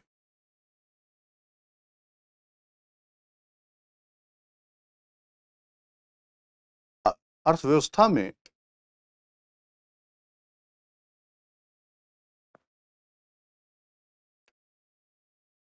उत्पादन,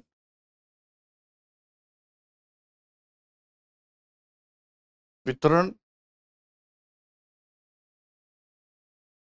अर्थव्यवस्था में वस्तुओं तथा सेवाओं के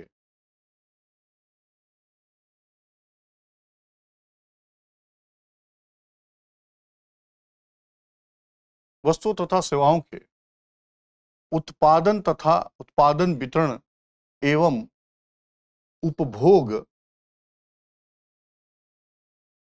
का अध्ययन किया जाता है।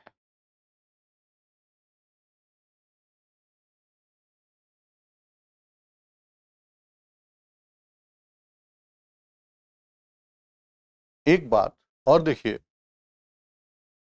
अर्थव्यवस्था या जो अर्थशास्त्र है, अर्थशास्त्र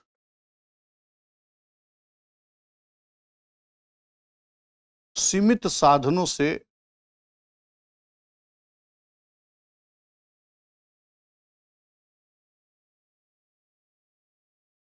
असीमित साध्यों की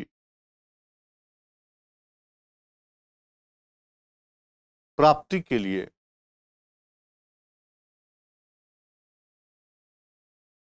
चयन का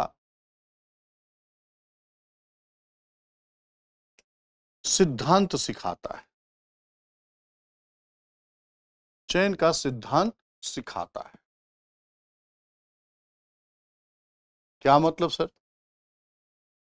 सीमित साधनों से असीमित साध्यों की प्राप्ति के लिए चयन का सिद्धांत सिखाता है। जानिएगा, संसाधन सीमित होते हैं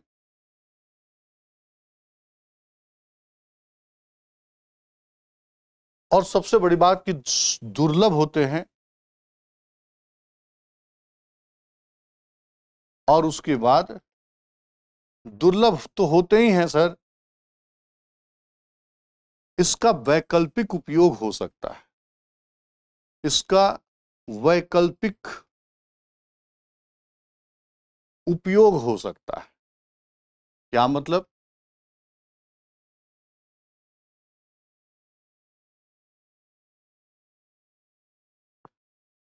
जैसे पूंजी है, पैसा है, आप चाहे तो उससे कार कंपनी बना लीजिए और आप चाहिए तो उससे उर्वरक का कारखाना बना लीजिए। 1 करोड़ रुपया है, आप उससे चाहें तो कार कंपनी बनाएं या तो उर्वरक का कारखाना बनाएं। उर्वरक के कारखाना बनाने से कृषि कार्य का विकास होगा, देश में खाद्य सुरक्षा प्राप्त होगी, ढेर सारे लोगों को रोजगार मिलेगा, ये सब सुविधा हो सकती है।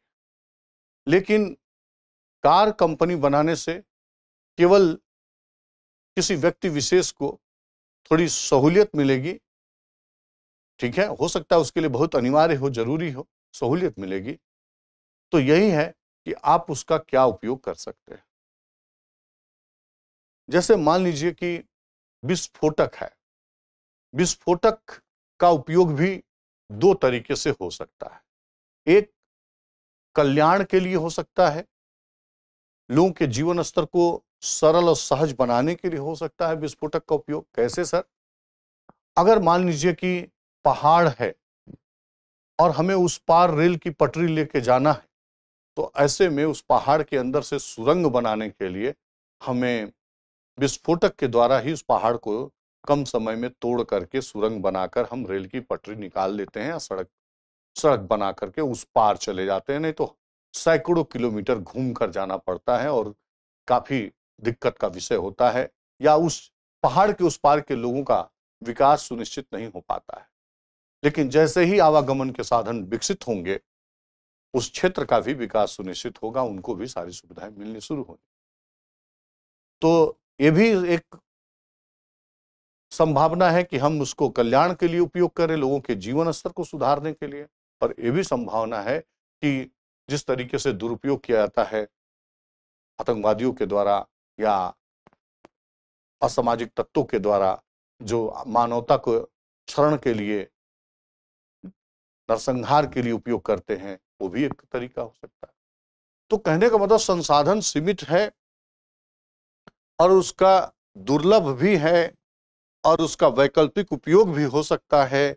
और जब वैकल्पिक उपयोग हो सकता है तो हमको यहां पर चयन करना पड़ेगा, चयन करना पड़ेगा। ठीक है? तो चयन का सिद्धांत सिखाता है कि किस चीज का उपयोग करें ताकि हमको महत्तम संतुष्टि मिल सके, महत्तम लाभ मिल सके। ठीक है? अब मैं एक दूसरे नजरिए से बात कर रहा हूं। अर्थशास्त्र एक सिद्धांत है, लेकिन जब इस सिद्धांत को हम किसी क्षेत्र में एक अगले पेज पर लिखता हूं, अर्थव्यवस्था क्या है। ठीक है, अर्थव्यवस्था क्या है ये समझाने जा रहे हैं बहुत प्रैक्टिकली। तो जानिएगा, अर्थशास्त्र के सिद्धांतों का, अर्थशास्त्र के सिद्धांतों का जब व्यवहारिक समस्याओं के समाधान के लिए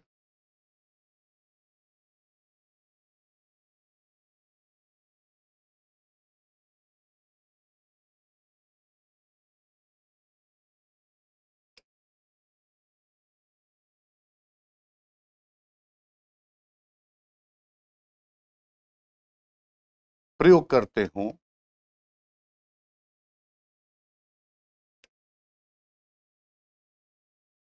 तो उसे उस क्षेत्र की अर्थव्यवस्था के रूप में जाना जाता है।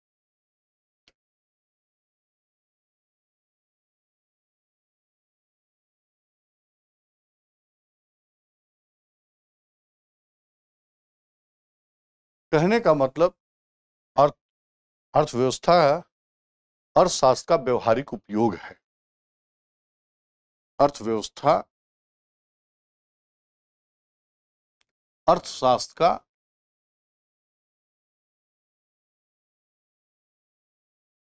व्यवहारिक उपयोग, अनुप्रयोग, उपयोग है। कैसे समझेंगे, थोड़ा वो देखिए। हमेशा मस्तिष्क को सपोर्ट की जरूरत पड़ती है।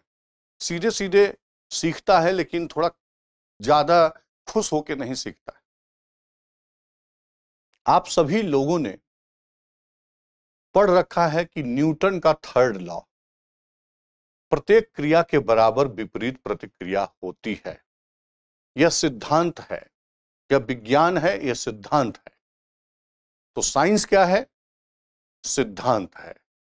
और उसी साइंस का एक पहलू है कि प्रत्येक क्रिया के बराबर विपरीत प्रतिक्रिया होती है। यह न्यूटन का थर्ड लॉ है, सिद्धांत है। और जब हम इसी सिद्धांत का उपयोग करके रॉकेट बनाते हैं, तो उसको हम टेक्नोलॉजी, प्रौद्योगिकी कहते हैं। यानी न्यूटन के थर्ड लॉ का उपयोग करके ही हमने बनाया क्या?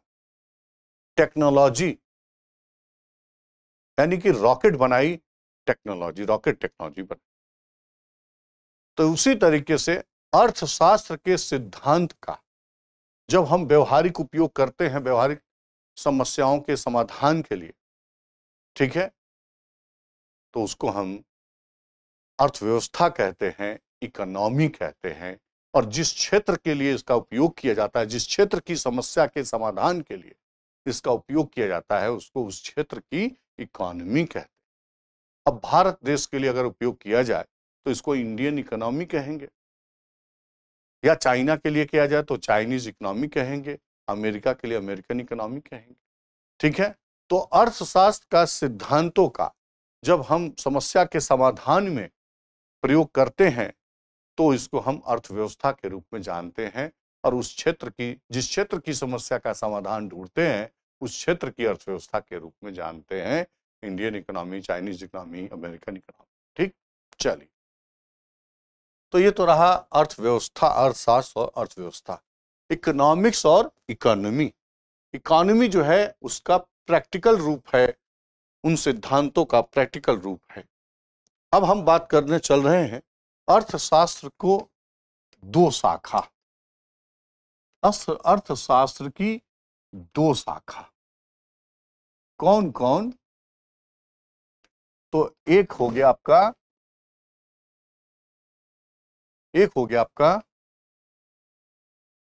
व्यष्टि अर्थशास्त्र, व्यष्टि अर्थशास्त्र, और दूसरा हो गया समष्टि अर्थशास्त्र, समष्टि अर्थशास्त्र। ठीक है।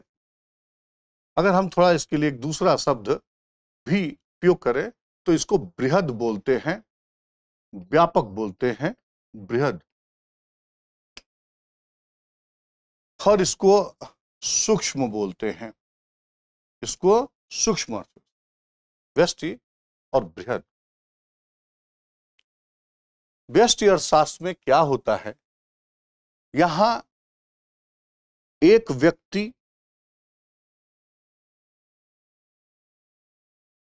एक फर्म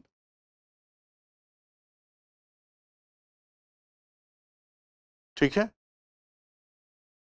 एक इकाई उत्पादन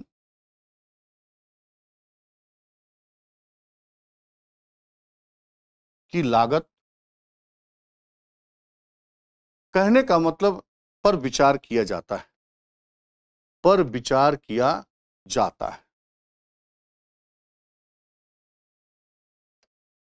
ठीक है, एकदम छोटे से छोटे स्तर पर विचार किया जाता है। इसमें तीन बातें होती हैं। एक होता है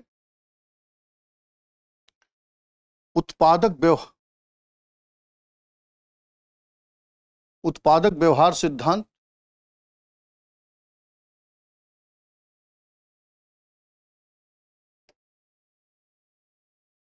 और दूसरा है उपभोक्ता व्यवहार सिद्धांत,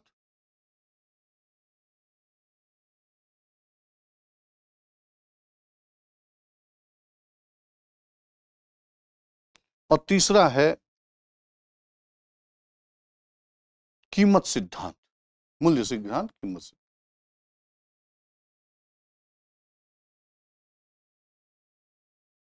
कीमत सिद्धांत। उत्पादक व्यवहार सिद्धांत का मतलब क्या है सर? इसका मतलब हुआ कि एक उत्पादक हमेशा इस बात का चयन, इस बात पर विचार करता है कि हम किस वस्तु का उत्पादन करें और कितनी मात्रा में उत्पादन करें। ठीक है, तो उत्पादक हमेशा इस बात पर विचार करता है कि किस वस्तु का और कितनी मात्रा में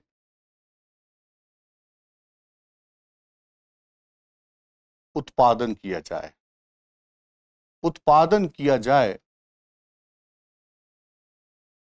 ताकि उसको महत्तम लाभ हो, ताकि उसको अधिकतम लाभ हो। ठीक है, लाभ हो। किस वस्तु का कितनी मात्रा में उत्पादन किया जाए ताकि उसको अधिकतम लाभ हो, ये उत्पादक सोचेगा, ये उत्पादक चयन करेगा। दूसरी चीज उपभोक्ता व्यवहार सिद्धांत के अंदर ये होगा कि जो उसके पास, व्यक्ति के पास जो पैसा है, उस पैसे से वह किस चीज का कितनी मात्रा में उपभोग करे कि ताकि उसको महत्तम संतुष्टि मिल सके। यानी उपभोक्ता अपने पैसों से सोचेगा कि मैं क्या ऐसी चीज खरीदूं कि जिससे मुझे ज्यादा लाभ मिल सके, ज्यादा संतुष्टि मिल सके। तो उपभोक्ता अपने सीमित साधन से, अब यहां पर एक शब्द में लिख दिया पैसे से, अपने सीमित साधन से, पैसे से क्या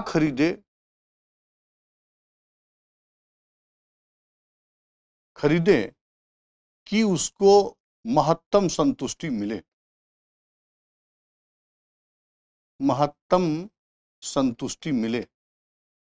अब कोई जरूरी नहीं है कि एक ही सामान हो, दो सामान है, उसमें भी वो सोच सकता है कि इसकी इतनी मात्रा लूं, इसकी उतनी मात्रा लूं, इतने पैसे में, ताकि हमारी दोनों जरूरतें अच्छे से पूरी हो, ज्यादा हमें खुशियां मिले। तो अपने पैसे का महत्तम रिटर्न प्राप्त करने के लिए उपभोक्ता भी चयन का सिद्धांत का उपयोग करता है, और चयन करता है, सिलेक्शन करता है। और तीसरी चीज कीमत सिद्धांत है। कीमत सिद्धांत का मतलब होता है कि अर्थव्यवस्था में किसी वस्तु का मूल्य कैसे तय हो, अर्थव्यवस्था में, मैं इतना ही लिख के छोड़ देता हूं, अर्थव्यवस्था में कैसे मूल्य, कैसे किसी वस्तु का, कैसे किसी वस्तु का, वस्तु सेवा दोनों हो सकता है, सेवा का मूल्य तय हो, मूल्य तय हो। ठीक है, तो ये तीन बातें व्यष्टि अर्थशास्त्र के अंतर्गत होती हैं। व्यष्टि अर्थशास्त्र के अंतर्गत इकाई के स्तर पर, यूनिट के स्तर पर, फर्म के स्तर पर उत्पादन पर विचार किया जाता है कि कैसे उत्पादन किया जाए या कितना उत्पादन किया जाए, किस चीज का उत्पादन किया जाए, कितना उत्पादन किया जाए, किस चीज का उत्पादन किया जाए कि हमें महत्तम उसका लाभ प्राप्त हो। ठीक है, और उपभोक्ता इस बात पर विचार करता है कि हम कौन सी ऐसी चीज खरीदें, कितनी मात्रा में खरीदें कि हमको अपने पैसे से ज्यादा संतुष्टि प्राप्त हो। ठीक है, ये जबकि समष्टि अर्थशास्त्र बृहद व्यापक कहते हैं, इसका विस्तार बृहद स्तर पर होता है, राष्ट्रीय स्तर पर होता है। इसका विस्तार या इसका उपयोग राष्ट्रीय स्तर पर होगा, देश स्तर पर होगा, राष्ट्रीय स्तर पर, बृहद स्तर पर, बृहद स्तर पर। ठीक है, क्या मतलब सर, क्या इसमें आएगा? तो हम अगले पेज पर लिख रहे हैं, जैसे मौद्रिक नीति है, पूरे देश के लिए बनती है आरबीआई के द्वारा। हमारे देश में केंद्रीय बैंक आरबीआई, मौद्रिक नीति, राजकोषीय नीति,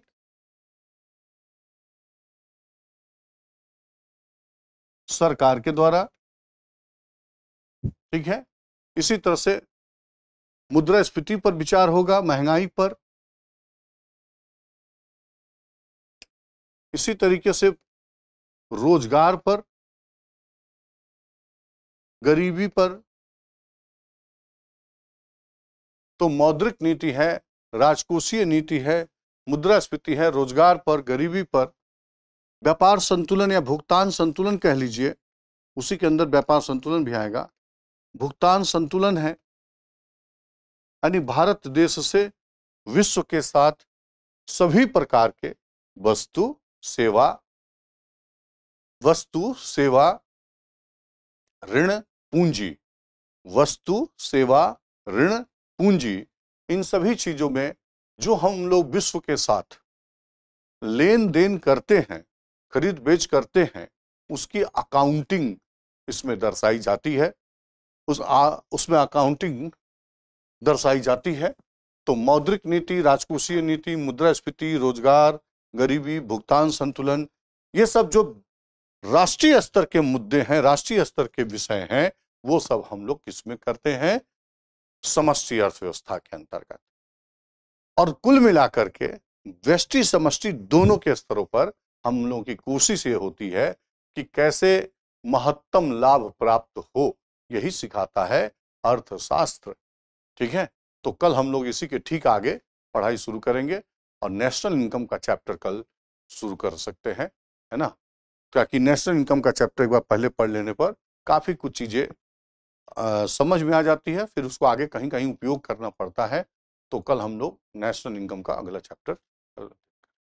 थैंक यू वेरी मच, कल मिलते हैं फिर।